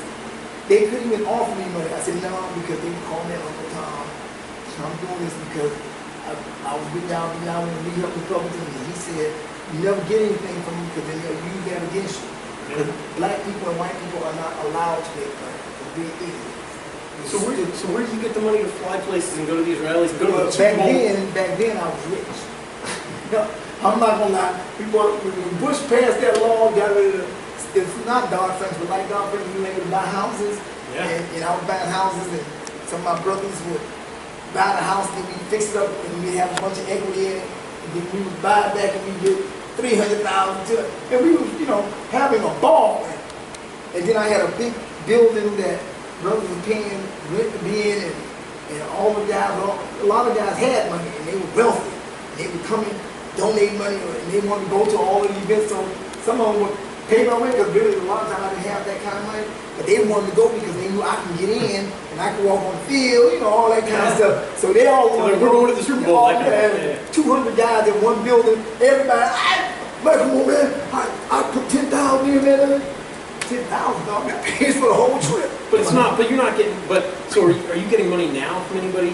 That kind of thing. Like that's So right now, the way I do it is sometimes I go to the tea party. I say, listen, man, I need some help because I had a yacht back there and I was about to get $780,000 more. So these people something I owe, and then illegal to City of North Miami. We got the proof of it too, because you know that same boat I had, it was just a 4-story yacht, party boat, and we used to play on it. Our band used to play on it, and have about 150, 200 people on the boat at a time. That's good, right? Yeah, it was a big boat. And so what they did is, I got on the radio, some radio station, said, yeah, I'm going to finance this boat because I don't need them to help me. I go help on my own, pay for it ourselves. I'm trying to get that message to black people saying, why are you behind that white guy? Like they said down there, why are you behind that white? Right, I'm behind him because I believe in republicanism because look what George Bush did. He got rid of all these regulations and now we were able to buy houses. Look how rich we were able to get because we were able to fix up houses. We gave ourselves jobs by being contracts on our own houses. And we bought a bunch of houses and we were just making money hand over foot. You could get loans for cars and then sell a car. It was just easy because the regulations were not there. You understand? So I was with y'all now, so I believe I'm the best money maker in the world, especially if I'm not subdued or regulated. You understand? I know how to actually go make it happen because I know people I can talk to. Like, hey man, listen, this, and get it done. You get the deals. Right, I can get deals done. So I'm like how you know they call Trump a deal maker. That's Right, what I am. So I always told people, man, listen, you sell drugs, you're going to jail for 85. Sell a house or sell some soap, you actually make money for free. Which one you choose? So I saw a bunch of brothers coming to the building over there, but they all want to learn. All of them went out and bought houses. They all, everybody we was just getting rich under Bush. You know, Obama went with Barney Franks and Akon and asked for a notorious $108,000 loan because the hood rats were upset that their drug dealing was going down the drain. And so now they wanted to be able to make money like we was making money. So now they were able to get loans, but they didn't even have to show their credit. Neither did they have to show their job. So you can't punish them. We was making payments on our loan, even if it came down to selling your car. We are not going to be 30 days late. Why? Because 6 months from now, no, you wouldn't worry about that. It's just 6 months from now, your credit is now incredibly good, you can go buy something else. And let somebody else buy this house. That's how we were working, because I had a whole bunch of us doing it. Hey, you buy this, hey, you know, just making money hand on foot the right way. So that's why when my nephew tried to say, oh, I was taught how to break all the law through my uncle. And the FBI said, well, all of your uncle houses, we investigated all those houses, and he did all those the right way. Why are all of yours the wrong way? Because he was doing tax returns and all this stuff.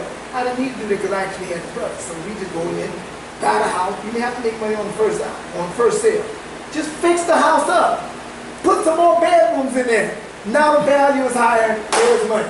So now you ain't got to work hard, you just let him sell it to this guy, which is your friend. So now we got all that money in between, everybody's good. Simple, keep the rules. You don't go to jail. So I was able to take brothers on trips like that, because most of them, they had listened to my radio show, they already was into the Republic. Because when they came to me, they came like that. So it wasn't hard to get them to go and stand behind President Bush, or stand behind Jeb Bush, or stand behind Rick Scott, or stand behind Alan West, or stand behind Marco Rubio. It wasn't hard because they had already been studied. When they come, you're Michael Blackman, man. I listened to your show. And if you showed up with a group of black guys and something like that, they're gonna want to. Yeah, here, stand here. We'll get you. Yeah, they go. No. Let me tell you how white Republicans are. I'll do my own talking. Let me tell you how they are. When I went to Hillary Clinton's event one time. Like I did it all. I went to one of these events, and we was the ones that The KKK, that's right. I remember, yeah. stood up against Obama. And we go in there and act like Obama for president, yeah. You know, on the side of our sign, it says KKK. On the front, it says Obama for president. Okay. So I did the same thing to Hillary event one time. About 300 people at the event. 10, 15 black people. So the Democrats go through, hey, could you come stand behind Hillary? You want to show diversity. Oh, okay, I'll do that. I had my hand on glasses, nobody knew who I was exactly. So I almost got behind it. It's like, oh my God, that's Michael the Black Man, he's gonna destroy Hillary. No, don't let him go on the stand. Look what the sign did. Oh, she's the candidate. You know. So, but the point is, So Republicans don't do that. they recruited me. Right. But this is how Republicans are. Like even in Arizona. Right? I got there at 7 o'clock in the morning. There was 8 people ahead of me. But they were there the day before. I'm 8th around. So when I get into the auditorium, there's nobody there but these 8 people, right? Because the Secret Service and everybody's used to seeing me. Hey, Mike, why are you doing? You know? And I said, I'm doing good. And the Secret Service never given you any trouble because of your charges, anything like that? No. So he come up to me, because I was found innocent. Right. I have been questioned by them one time, but they were trying to make sure everything was okay. Cool, I can answer. So anyway, that comes to me tonight. I think he's from CNN. He said, okay, Michael, you can't possibly stand behind Trump tonight. He's an obvious open racist, and what are you going to do? I said, and my answer to you is F you. And I just proceeded to walk in towards the stage. And when I walked through and walked right up on to the back part of the stage. Because this is how Republicans are. They want black people to do it, but they don't want to ask you. Right. They don't want to recruit you to do it because they don't want to be accused of trying to Pandering or something. yeah. So they just, but you want to sit there? Oh, okay. They're happy. I mean, happy as hell to see you sit there. Oh, yeah. And then the black lady walk up there, she went through the same thing. I saw them question, I don't know what they said to her. And she just walked in. I said, wow, how you doing? You good? And she sat right next to me. But of course they said I was a black girl. There's a black woman from Alabama. That's what she told me. She said she voted for Trump. I said, okay, good. Okay. Two other black guys came in, two young guys. Looked like hood rats me. But they were obviously for Trump. They were screaming Trump. But they sat way up there. And they were looking at the phone to make sure they were out of camera sight. I said, hey man, y'all come on down here. They embarrassed her. Yeah, it's because they don't want to be seen with Trump because they like him, but they don't want to be excoriated. Right. This is, in polls, it's like 85% of black people hate Trump. Yeah, but they really don't. See, I know black people better than everybody. If I talk on the radio, they always call, they always talk when I go out to clubs, they come and yell, I don't like Trump. You would think that the public hated me after I stood behind Trump, right? But those are all East Indian, Arab, Pakistani. Because I asked them, where you from? Black guy. Where you from, brother? Nigeria. You see not a real black man get off the phone, click, hang up on because I don't want to hear from you. I want to hear from the perspective of a real black man who went through slavery. I want to know, why are you upset that I stood behind Trump when he's the only Gentile president that ever said directly to the black man, I'm going to help him. No other white man that is a Gentile, because Gentiles are always, well, I'm for all the people. Right. That's how they talk. Trump actually said, I'm going to help the black people. The first time he said it, we was in there. So what do you guys have to lose? Remember, That's right. What do you have to lose? He was talking directly to us. I said, we don't have nothing to do because I'm not going under no damn Democrat that wants 81% of my money. The white people are going to kill everybody if they have to give up 81%. And I'm going to be out there with them. You understand? Because I'm not giving up 81% of my money. Period. So anyway. And you think his policies so far, you think that what do you think so far? Help black people, not help black people? I got to finish the other part. Okay. So so that's how they are. I counted 27 people that were black in that audience that night. And the cameras never showed. Trying to make it like I was the only one there. So I videotaped it and I put it on my website. I said, that's a black man, what about that black lady, what about this, but they're all on the edges because they don't want to be seen. I went to several events where there's 200 black people in the audience, all on the edges. Me and my guys sit right behind them, right? The rest of the black people don't want to be seen with it. So white Republicans, they're so glad to see you that if you decide to sit here or anywhere, they don't say anything. You understand? Just happy you're there. Yeah, just happy up there. Just like, okay, you have to wonder how the Secret Service felt about me because they have been seeing me with Trump how many times? Hundreds of times. They saw me with Rick Scott. It ain't like everybody haven't been seeing me with Bush. Jeb Bush. Come on. And they just trust you're not going to do. They know I'm not because they know what I'm there for. And they know my philosophy is because they hear me on the radio, hear me on the internet all the time. Because most of them listen. Some Secret Service, man, I listen to your show every day, man. You understand? Even a Secret Service agent told you that. Several of them. Man, boy, that. And then they tell me, man, that one, the last show you did, oh my God. You know what you said about John? What? That's how they talk to me. So they know who I am, what I'm thinking. So you can't run that game on me. They thought I was going to be afraid to sit. You guys said, you go sit there, Mike? I said, I'm sitting right here. Okay. Wow. One guy said, man, you have balls. You goddamn right I got him. Because if he is a racist, I'm an Uncle Tom. And tonight, that's going to be wiped out. Because I'm not an Uncle Tom. You understand? So let's go. So when Trump came out, as soon as he saw me, he said, yeah. Yep. He went off. You was there, right? I wasn't there, but I saw the video, yeah. You saw how he reacted? but he always does that. You know what I'm saying? And that's why on Saturday Night Live they showed me talking, because I was talking. That's right. I was talking more trash than he was talking. The stuff that he didn't want to say, I said. That's right. And the whole audience heard it. That's why you heard him busting out into laughter. He said, well, I'm not going to say who's Pussy. which one of the guys that I'm going against in this city here as being a Republican that's fighting against all my policies. I'm not going to say, John McCain! It's John McCain! Get rid of John McCain! The audience is cracking up. Trump turned around. He's laughing. He turned around and said, I didn't say it. I didn't say it, he said it. He didn't even say it. He said it. Now, how many times have you seen it? How many times have you been there live? Oh man, I think we've been to, I think I did about 70 something events. Well, no, I can't say.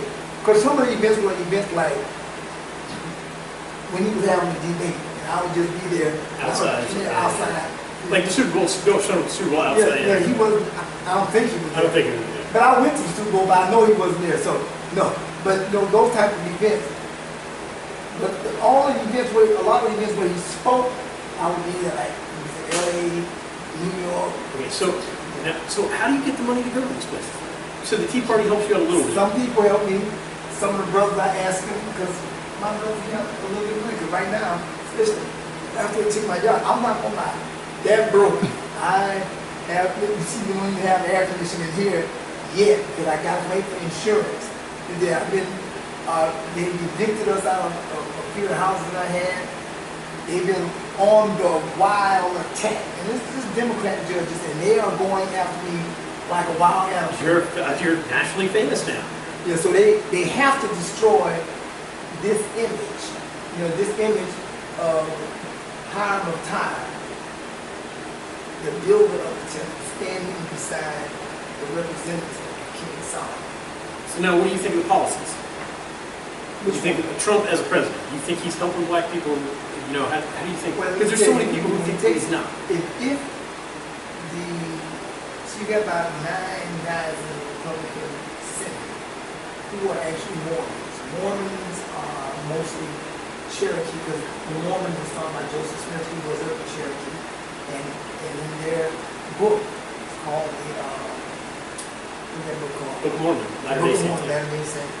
They say that Cherokee are the chosen people of God, and that Jesus was Cherokee, and that America is New Jerusalem. So that means if you're indoctrinated into that, you're either Cherokee or you highly believe it. You understand? So I know, I gotta say this here. Asa Carter, President Carter's grandfather, was the founding father of the Ku Klux Klan. And he was also a full-blooded Cherokee. Did you know that? Did you know that Jefferson Davis, Robert E. Lee, Albert Pike, when they spoke to America, General Stanley, did you not know they were all Cherokee? Not know. Did you know that almost 70% of the Confederate Army were Cherokee? Not know. Did you know that most of the slave masters were Cherokee? Were white Cherokee. They were the Canaanites. They were the Slavs. They were the Incas. They were all the Canaanites. Canaanites are all Canaanites. That's right. And that's why, if you go to 1973, where President Trump has this little debate with the Congress, they say to him, hey, why are you a racist, President Trump? You don't like the Indians having, the Cherokee Indians having the reservation. Trump said, no, I'm not the racist. You guys are the racist. He said, those guys don't look like Indians to me. He's talking about Chief Bill Baker and all the guys that see him who are whiter than me and you. Not like this white. You got white. You ever seen Chief Bill Baker? Oh, yeah. How white is he? Barely. That is a very, very, very white person with blue veins, like Hillary, like Bill Clinton, and so on and so forth. He said, they don't look like Indians to me. Why don't they have to pay taxes? Why do I have to pay taxes and they don't? He said, that sounds racist. He said, why is it that I got to stop selling alcohol at 2 o'clock, they can sell 24/7? Why is it that when people shop at my store, they got to pay duty and tax, but when they shop at their store, they don't have to? He said, I can't compete with them under those conditions. Why is it though? Why can't we just all have the same law? Well, give me a damn reservation. And then, as he was leaving, we heard me say, but I can't put that on my website right now. He said, one day I'll be president and I'm going to stop this SH. I can't, sometimes because I ain't going to get it right now. So, but then, so that's the time well, yeah, how did you first go into Trump? Like, how did you first? Oh no, the way I got into Trump was I was called. I can show you right here. I was called by. Oh my phone is dead. Wow. Anyway, I'll show it to you later. Oh, go plug my phone up. No, Joel, go upstairs and plug this phone up to my. You don't know who's that. You don't know that. To my power. Anyway, the guy that was in charge of the Trump campaign at the time was Erickson, Mr. Erickson. And he called me up. Lady and Joe will call me first. At that time we were stars, because we had marched in front of the Tea Party in 9/11 with the T-shirts, Tea Party and all this, so they wanted us in the front, of course. The Breitbart and all of them. Oh, he would love me. I'm gonna start a TV show with you, and me and you gonna do the show. Andrew Breitbart? Yeah. Oh, that's great. Yeah, me and Andrew Breitbart were really bosom buddies, because he used to call me all the time and ask me Bible questions. I'll give him the scripture. So Andrew Breitbart, they made sure he was in the front and we marched. And boy, now we're like the stars of the Tea Party, because then we still behind Glenn Beck when he did that big event in Washington, D.C. And it was more people trying to come see us than was trying to actually see the event. Because we had about, every 2 seconds was 200 people in front of us taking pictures. Right? Everybody wants this picture.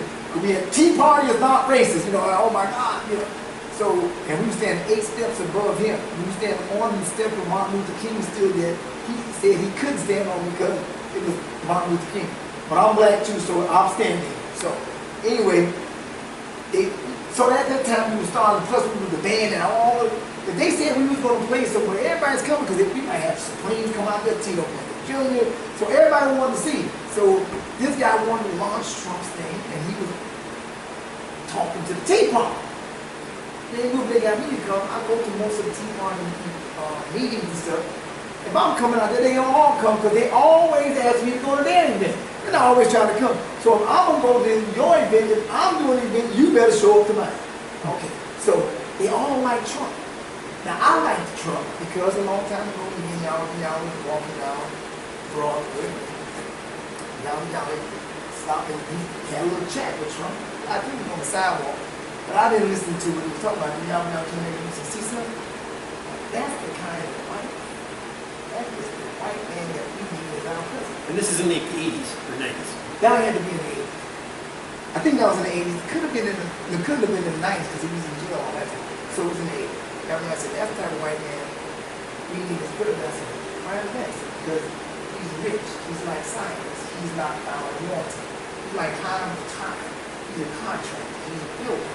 And he's not found wanting. The man who's found wanting will deliver you up or give up anything because he wants something. So you liked him from very early on. So the second you learned he was going to run for president, or was running for president. Because Trump y'all had already hit me with that's the guy we want to run.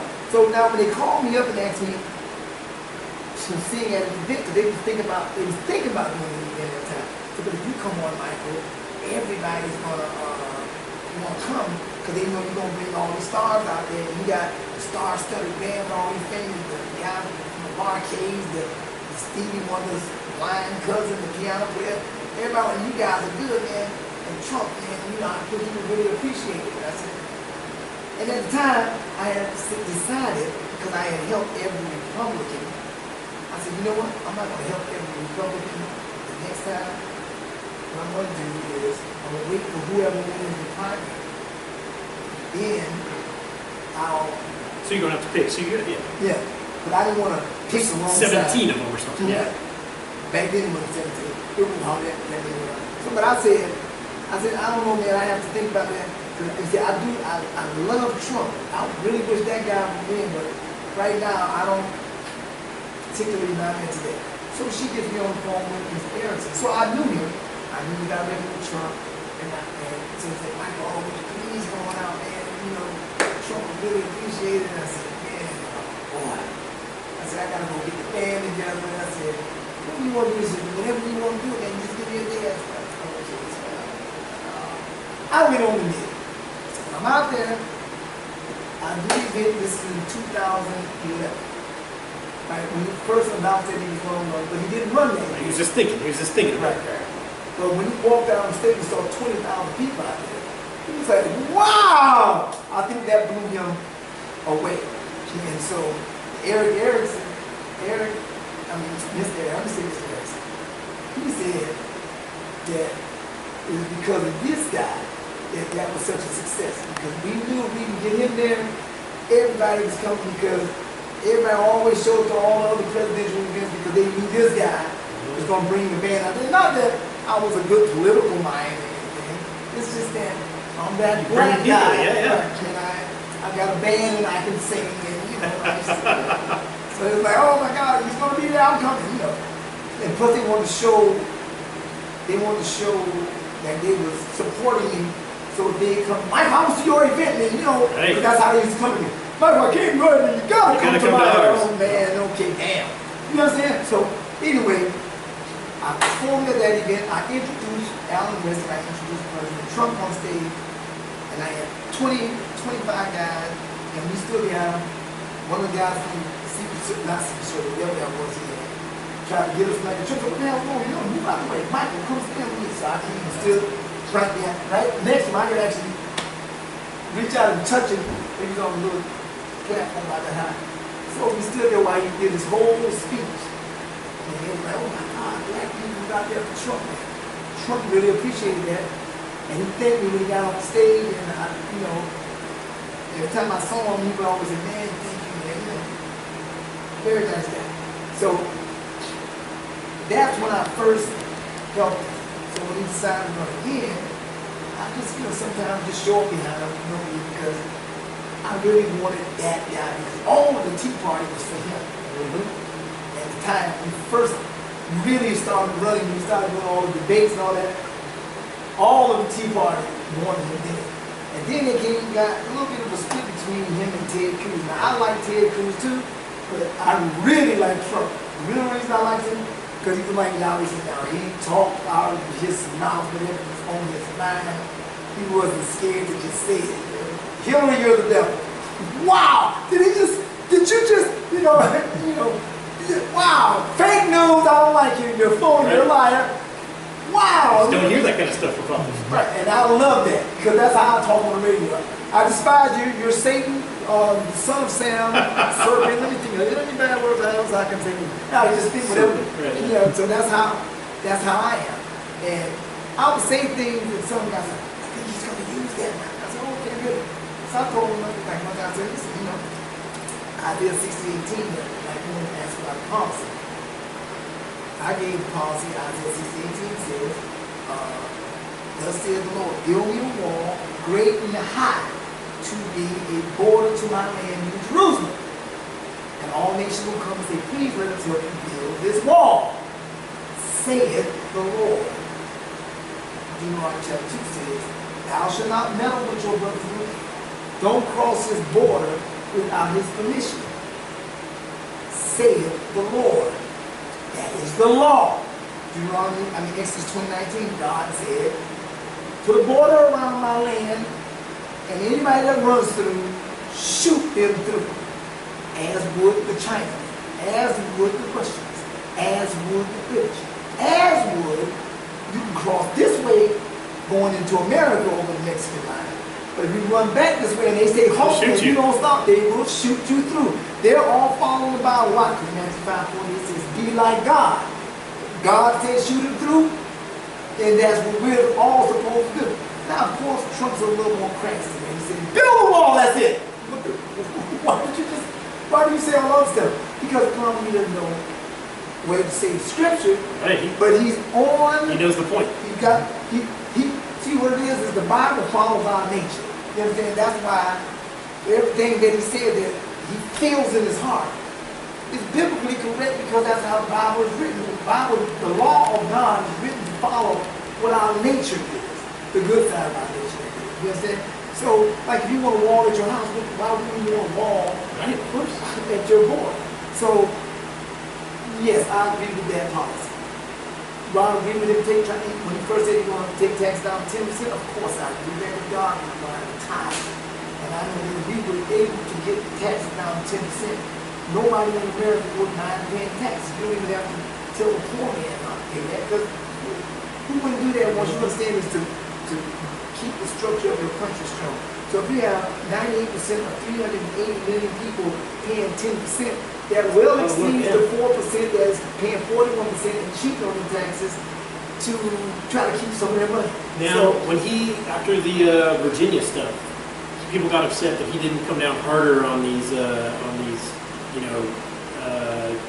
white nationalists, the KKK people. Did that bother you? No, because, see, here's when nature follows you again. Who are the Nazis?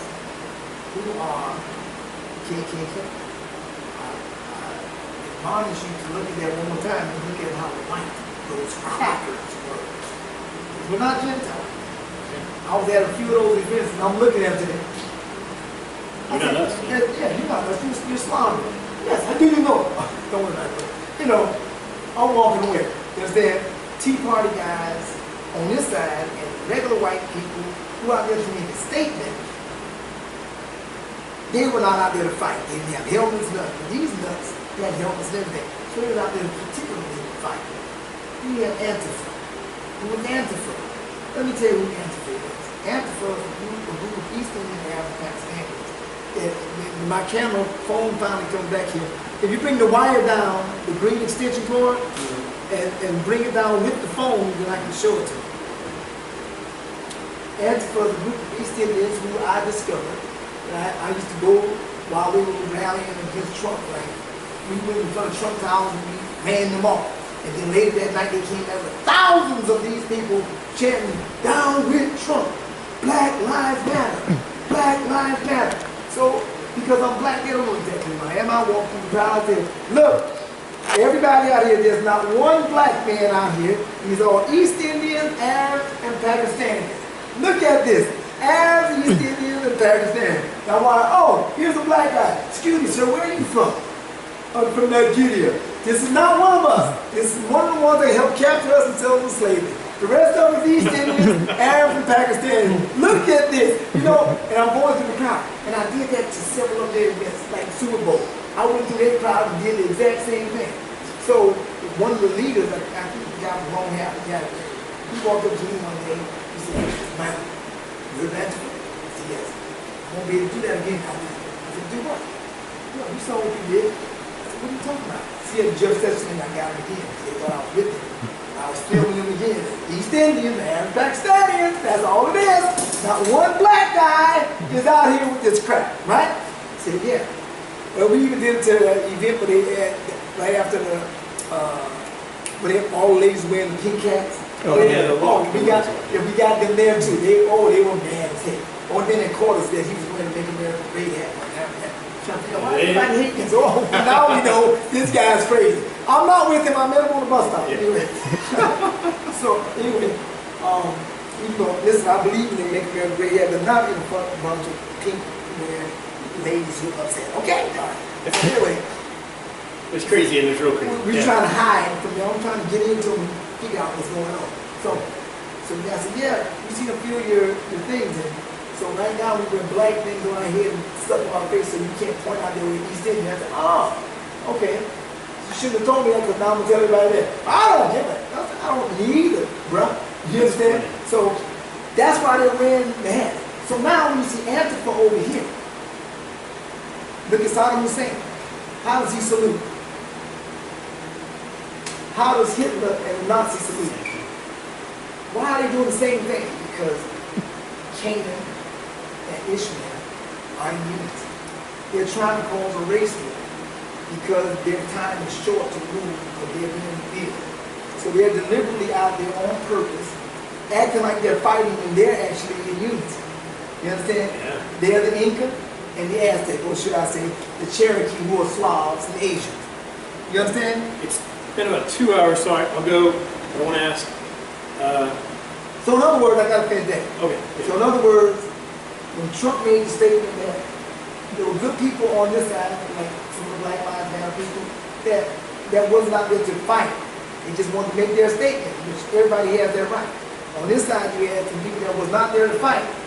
They just wanted to make their statement. So when Trump said there were good people on both sides, the people that were doing all the fighting, that's when he's going to jail. That makes sense to me.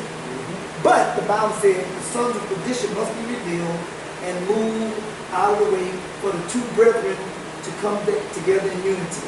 2 Thessalonians 2, 1 through 11. Who are the two brethren, sir? Who are Shem and Japheth, the Jew and the Gentile, the black man and the white man, or the two pillars, or the two eagles' wings, or the two, all throughout Same the tent. Bible. Right.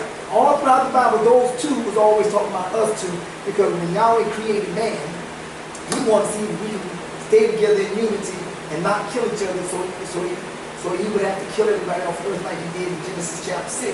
So he said he's going to try it this time. This time he's going to give us the law. So the two brethren are the ones that got to hold everything together while Ham is trying to separate everything. So the bet is, they said, I will make them curse you to your face, Yahweh, in Job chapter 1. So Shem and Japheth, they want us to curse each other to our face so that they can then start a race war. So when a race war starts, what they want to do is come in and MS-13 wants 300,000 of them over here so they can match the amount of police that's on in any 12-hour shift in America so they can help us fight against you. And then they're going to open up the rest of the world, let the Russians, the Chinese, and all of the other Arab nations that are against us into overthrow and kill the white man, and then they want to put me in slavery. Well, I'm not going to let that happen on my watch. You understand? My job is to make sure that Shem and Japheth is in unity. Why? Because us in unity will whoop your ass. Okay? So like this NFL thing, you want me to answer that right now? Oh, yeah, sure. Yeah. NFL thing, they say, well, Michael, what should we do about those guys? Who's right? Is Trump right or all the black ball players right? I see if they're both right. Michael, you're confusing me. I don't care. I'm just going to tell you the truth. Here's the truth. Black football players have the right to protest any kind of way they want to, as long as they're not hurting people. That's what your Constitution says, right? Right. Just like the police officers, when they raised the flag behind Bill Boswell, and they felt he had offended them, and they wouldn't sing the national anthem, do the Pledge of Allegiance, they turned their backs on them. That's their right. Yeah. That's their right, but you didn't get upset about that. That's right. So that's not fair. So that's their right. But it's also the right of owners to fire. Yeah. Because if they're on the job. They're on the job. So if you're not doing their rules, they have the right to fire you. And white people have the right to be upset. Why do they have the right to be upset? Because white Gentiles, like Sean Hanks said, a white man would never, ever, under any condition, just shoot a black man holding his hands up saying, hands up, don't shoot. No white man would do that. And he's absolutely right. No white Gentile would do that because he would jump into a burning car to save your life. Who's that white man that shot that kid? That's question 806 times 4 to the second power times 3. Okay. So I'm going to tell you that person. But before I tell you, what about the black people? Why would they not stand up? Why do they go on their knee? They're going on their knee because they feel wrong. White people feel wrong because they know that they fought for freedom. And they want to be in unity with you, and it hurts them. If you want to hurt President Trump, you call him racist. He even got rid of Steve Bannon. Yeah. I love Steve Bannon. Too damn, that is not good. Oh, hey, Bannon, you stay with Trump now. Okay, anyway. But you hurt Trump, only way to hurt him is to call him a racist. Everything is discombobulated. Like with Frederica Wilson. Remember Wilson is the third most prominent name in the Cherokee Nation. She's a Cherokee. You can look at why she with feathers in her hair. That's the next one. But anyway. Why do they have the right to blacks to? Because it appears as though white people are shooting black people down in the street. And nothing is being done about it. Zechariah 11:5. These brothers listen to my radio station. They never said the enemy would kill us and hold themselves not guilty. I mean, Rodney King got beat up on camera. Oh, it looks like he was moving. What? Nobody wants to hear that. That's wrong. Both sides are wrong and both sides are right. Now, but the only way to win any war is to do what? Know your enemy. They got us fighting a race war in the NFL. And it shouldn't be like that.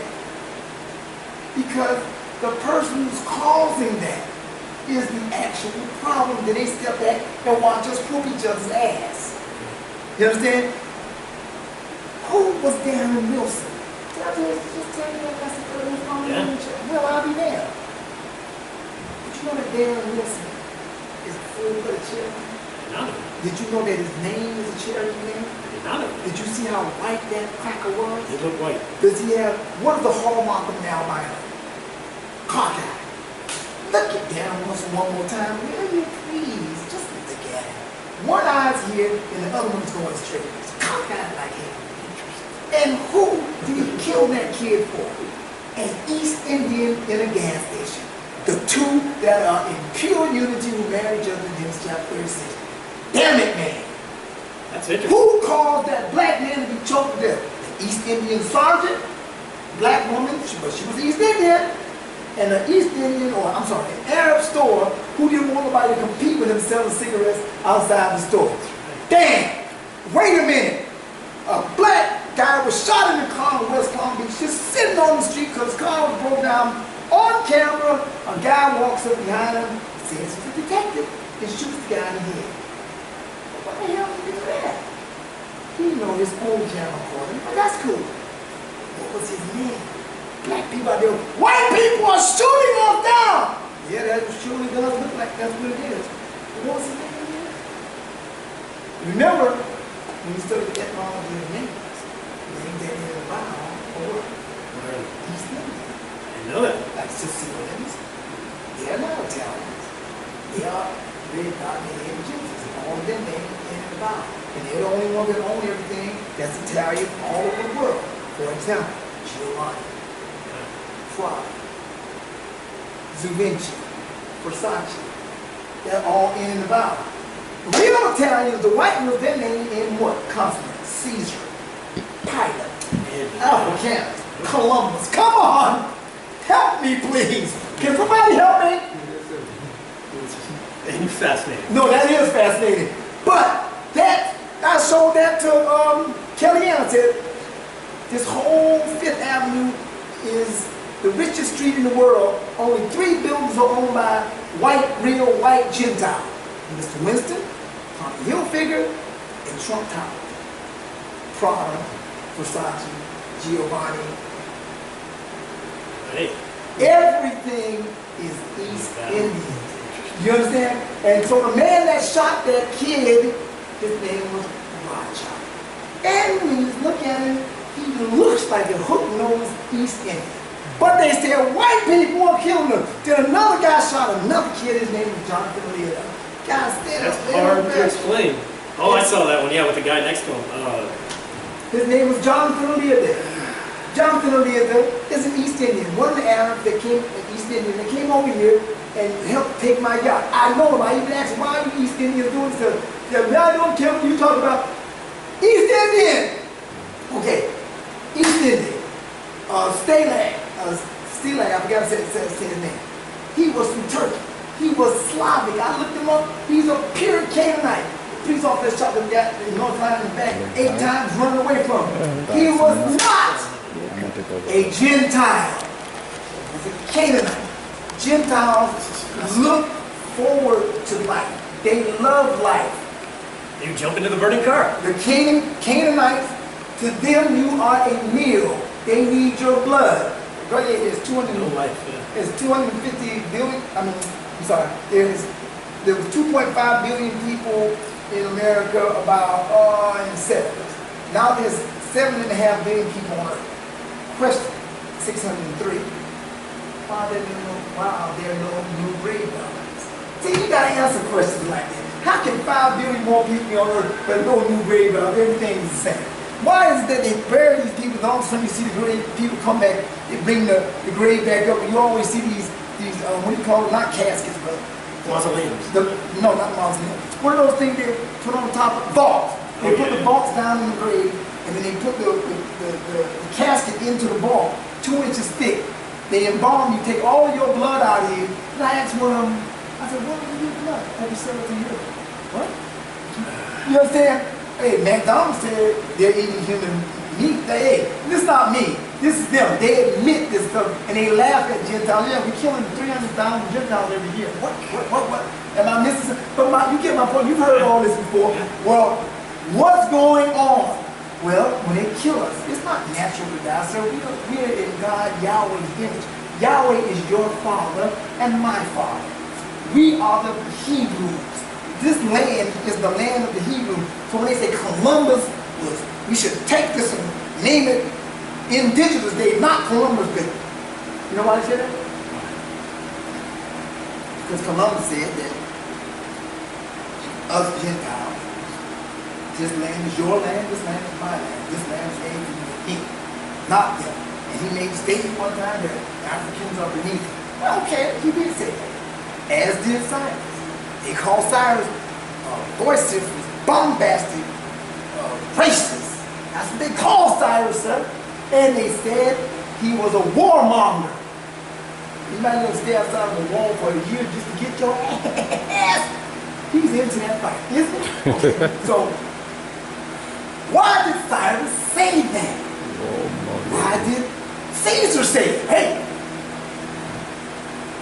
What about Alexander the Great? Why did he say that, sir? Do you know why, sir? Why?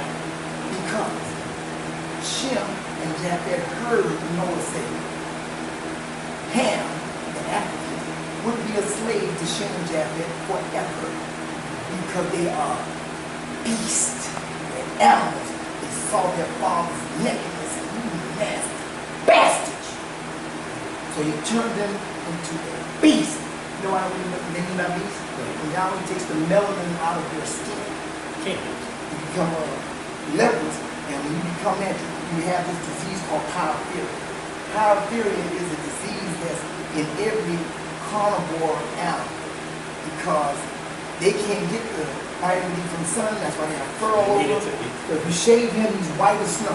If you put him out in the sun without his fur, he would burn up like a Canaanite.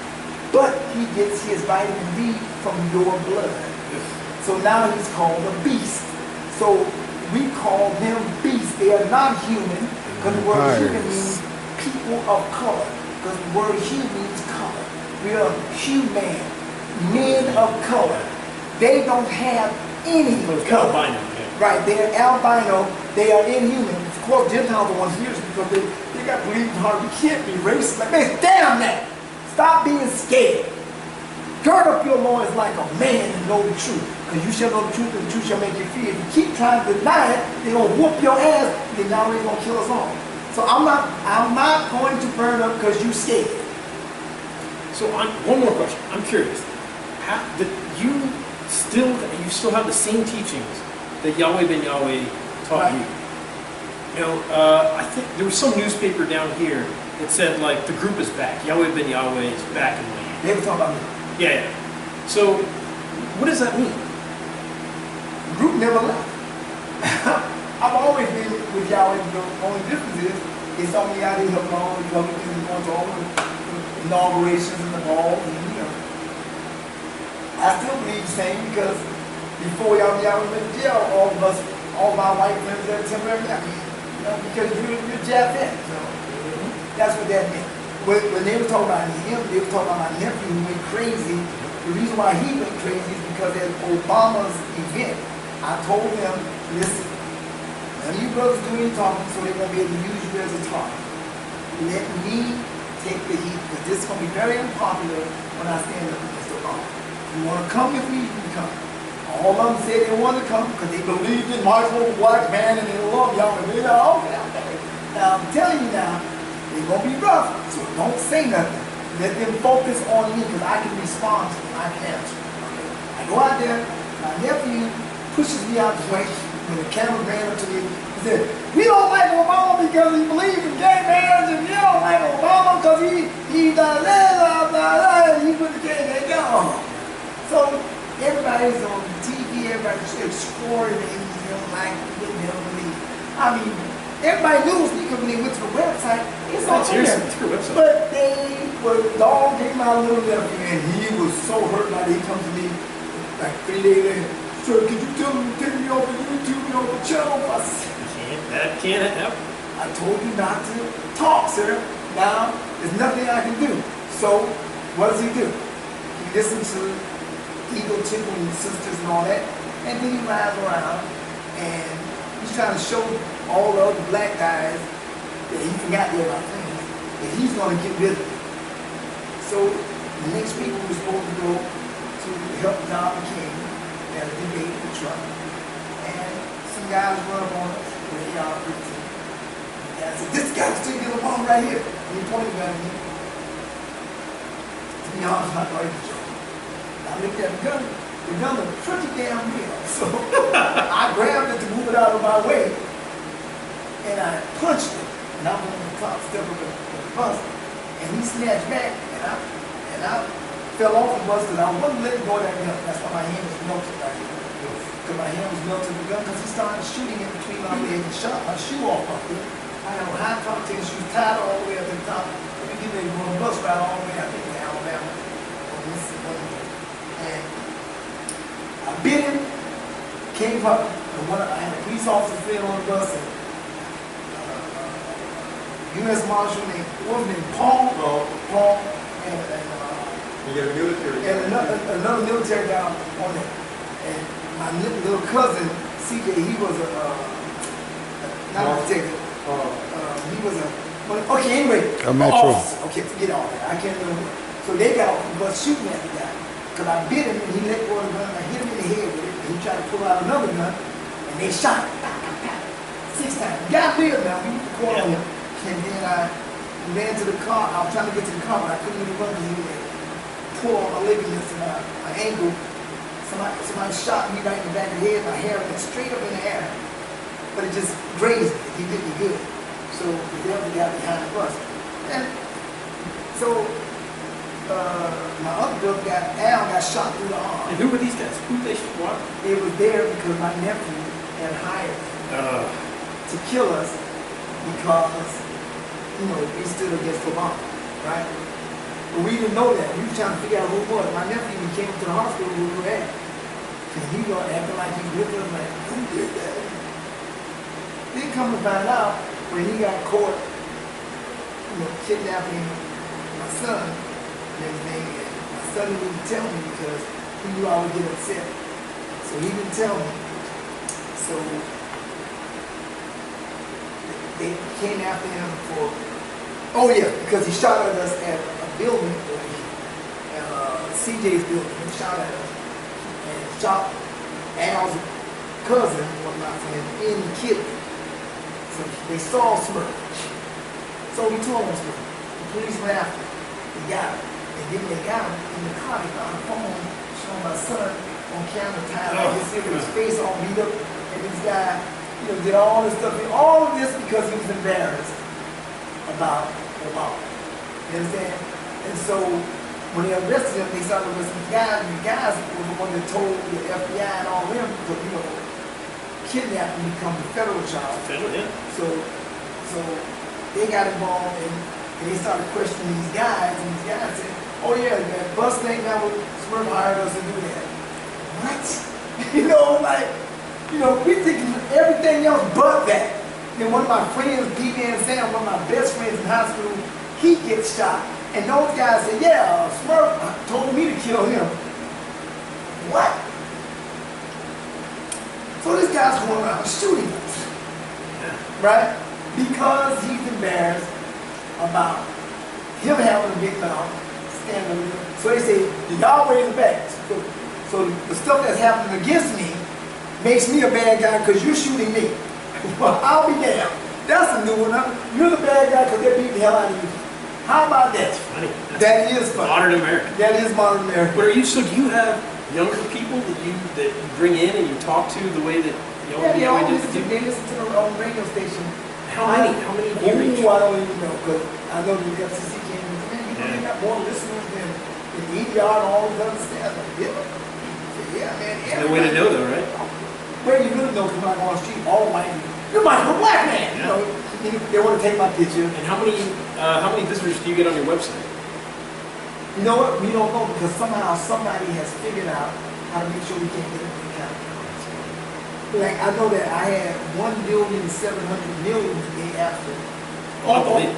That was only on the YouTube video. The video that says Cherokee on the KKK.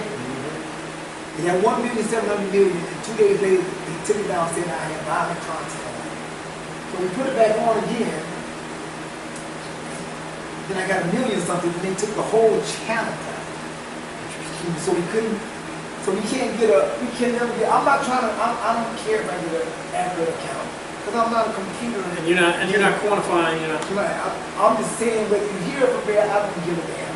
I'm with you, and that's it, because you're my brother. Well, I need to get going because I got a plane. Okay. This has been fascinating. I appreciate you guys. But I want to hanging say out. one last part. Oh, yeah. As a comment, every white man that shot us was not a white man Gentile. I've studied all of them, every last one of them. Would be Cherokee, East Indian, and Pakistanians. So the football players, what we need to do is white Gentiles and the black man, make them pay taxes and stop going to their casinos and boycott them. Don't hurt each other. We are blood brothers. Know your enemy, and then you can win the war. And you must also know that the Civil Rights Bill was passed by Republicans. And all those other people like Eugene Bull O'Connor. Remember that guy? The most famous police officer that murdered black people. Oh, yeah. Okay. His real name was Eugene Running Bull O'Connor. He was a full-blooded Cherokee and half Cherokee, half Running Bull. O'Connor. We call people Scottish. He was half that. But look how white he was once again. All of those people were Cherokee. The reason why they wear tents on their head, that looks like they call it the Ku Klux Klan. What does that represent? The TP, the Cherokee TP. And they're laughing at you because they're causing a problem, like Antifa is wearing their hat again, and they make the black man and the white man fight. White brothers, I want to thank you because the other day I saw that Roger Stone and Glenn Beck and a few of them were saying it's going to be some kind of civil war here in America. And I said to them, I said, listen, don't fight. Don't fool yourself with anything. I gave my whole scenario out. Russia tried to come in and help us. That's the first problem we got. The second problem we have is that Yahweh says in 2 Peter 3:6-12 that if we fight this time, it's going to kill everybody by fire and not water. That's your other problem. Next problem, in Amos 5:18, Yahweh says that don't be like a fool that says he can't wait to see the destruction of the end time and the war Armageddon. Say, for it's like running from the mouth of a lion into the paws of a bear. What good is that to you, says the Lord. Don't be that fool. So, I want to thank you guys for responding because the guys over the militia got on and they responded to me and said, all militia, November 4th, the war we were getting ready to do against Antifa here in America, the orders is now for all militia to stand down. I want to commend you for standing down. He said there will be no civil war. Let the president put the police out, and the police can't do it, then they'll put the National Guard, the National Guard will do it, and we'll put the Army for peace. We're the last stand. We are the militia. But they stood down because they got enough sense, because now they know it's not the black man against the white man. What it is 4 guys over here, East Indians, Ishmaelites with the East Indian Pakistan, Canaanites, the Slavs, Esau, the other white guy, and Hamites, the black guy, was like Akon, the sellout. I mean, he called me a sellout. I call him the seller of black people. You sold us in slavery, Negro. So these 4 people here are in unity. They're black and white. They're acting like us and trying to cause the real black man and the real white man to fight while they stand back and let us kill each other so that Yahweh can come and kill us all because they're upset that since they got to go to hell or repent, they have decided that Revelation 2:20 said Jezebel will not be saved because she will not repent. So since they don't think they can be saved, they want everybody to die with them. Ain't happening. You got two choices. You either judge the wicked or Yahweh kills everybody. The everybody part I'm not with, because that includes me. So I'm going to get your ass. How about that? Is that good? Let me take a, is it okay if I take a picture of you? I'll Sure. and everything. Oh, you like this shirt? Yeah. That is a funny shirt. Take a picture of this shirt, sir. Come right here. Thank you guys so much. Thank you, sir. Appreciate it. You got my phone number. If you have any questions, Give me the shirt thumbs again, up. sir. Okay, I got it. You got it? Hey, come and get in this picture with me.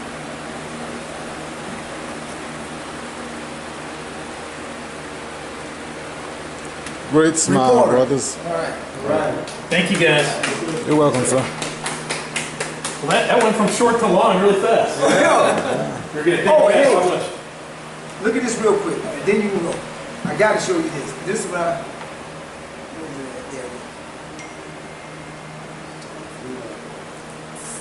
we go. This is all the brothers here. Mr. Right Mikael. there, that's. I was at an event with. That's Martin Luther King's wife, Dr. Dorothy Harris, Malcolm X's wife, Rosa Parks, lady who couldn't sit on the back of the bus. That's me right there with the arrow on his head. That's Philip Michael Thompson, Michael Bright, Cicely Tyson, the poet lady, Bill Cosby's wife. All of the most famous black women were Farrakhan's wife, Elijah Muhammad's wife, Gladys Knight, all of them. You're connected. No, you know, they love Philip Michael Thompson at the time. That's my cousin from Miami, right? But watch this here.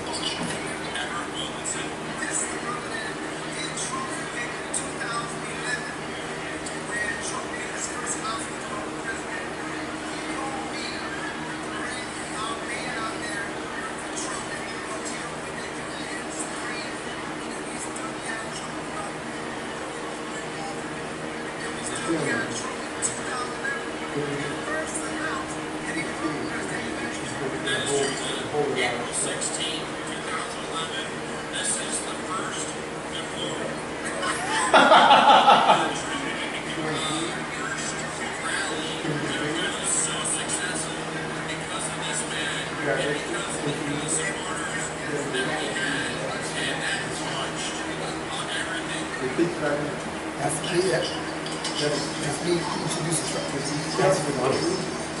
That's at the event in 2011. That's great, man. You gotta get on the plane. I do. Thank you so much for this. If that's on YouTube, send me a link. Yeah, send me a link to it. No, let me tell you where to go. Go to gods2.com. Okay. My website, you gotta see it. I just updated it last night. Okay. And put all this new stuff on there. That I got my radio show on there. So now Check it out. Before I text you. What?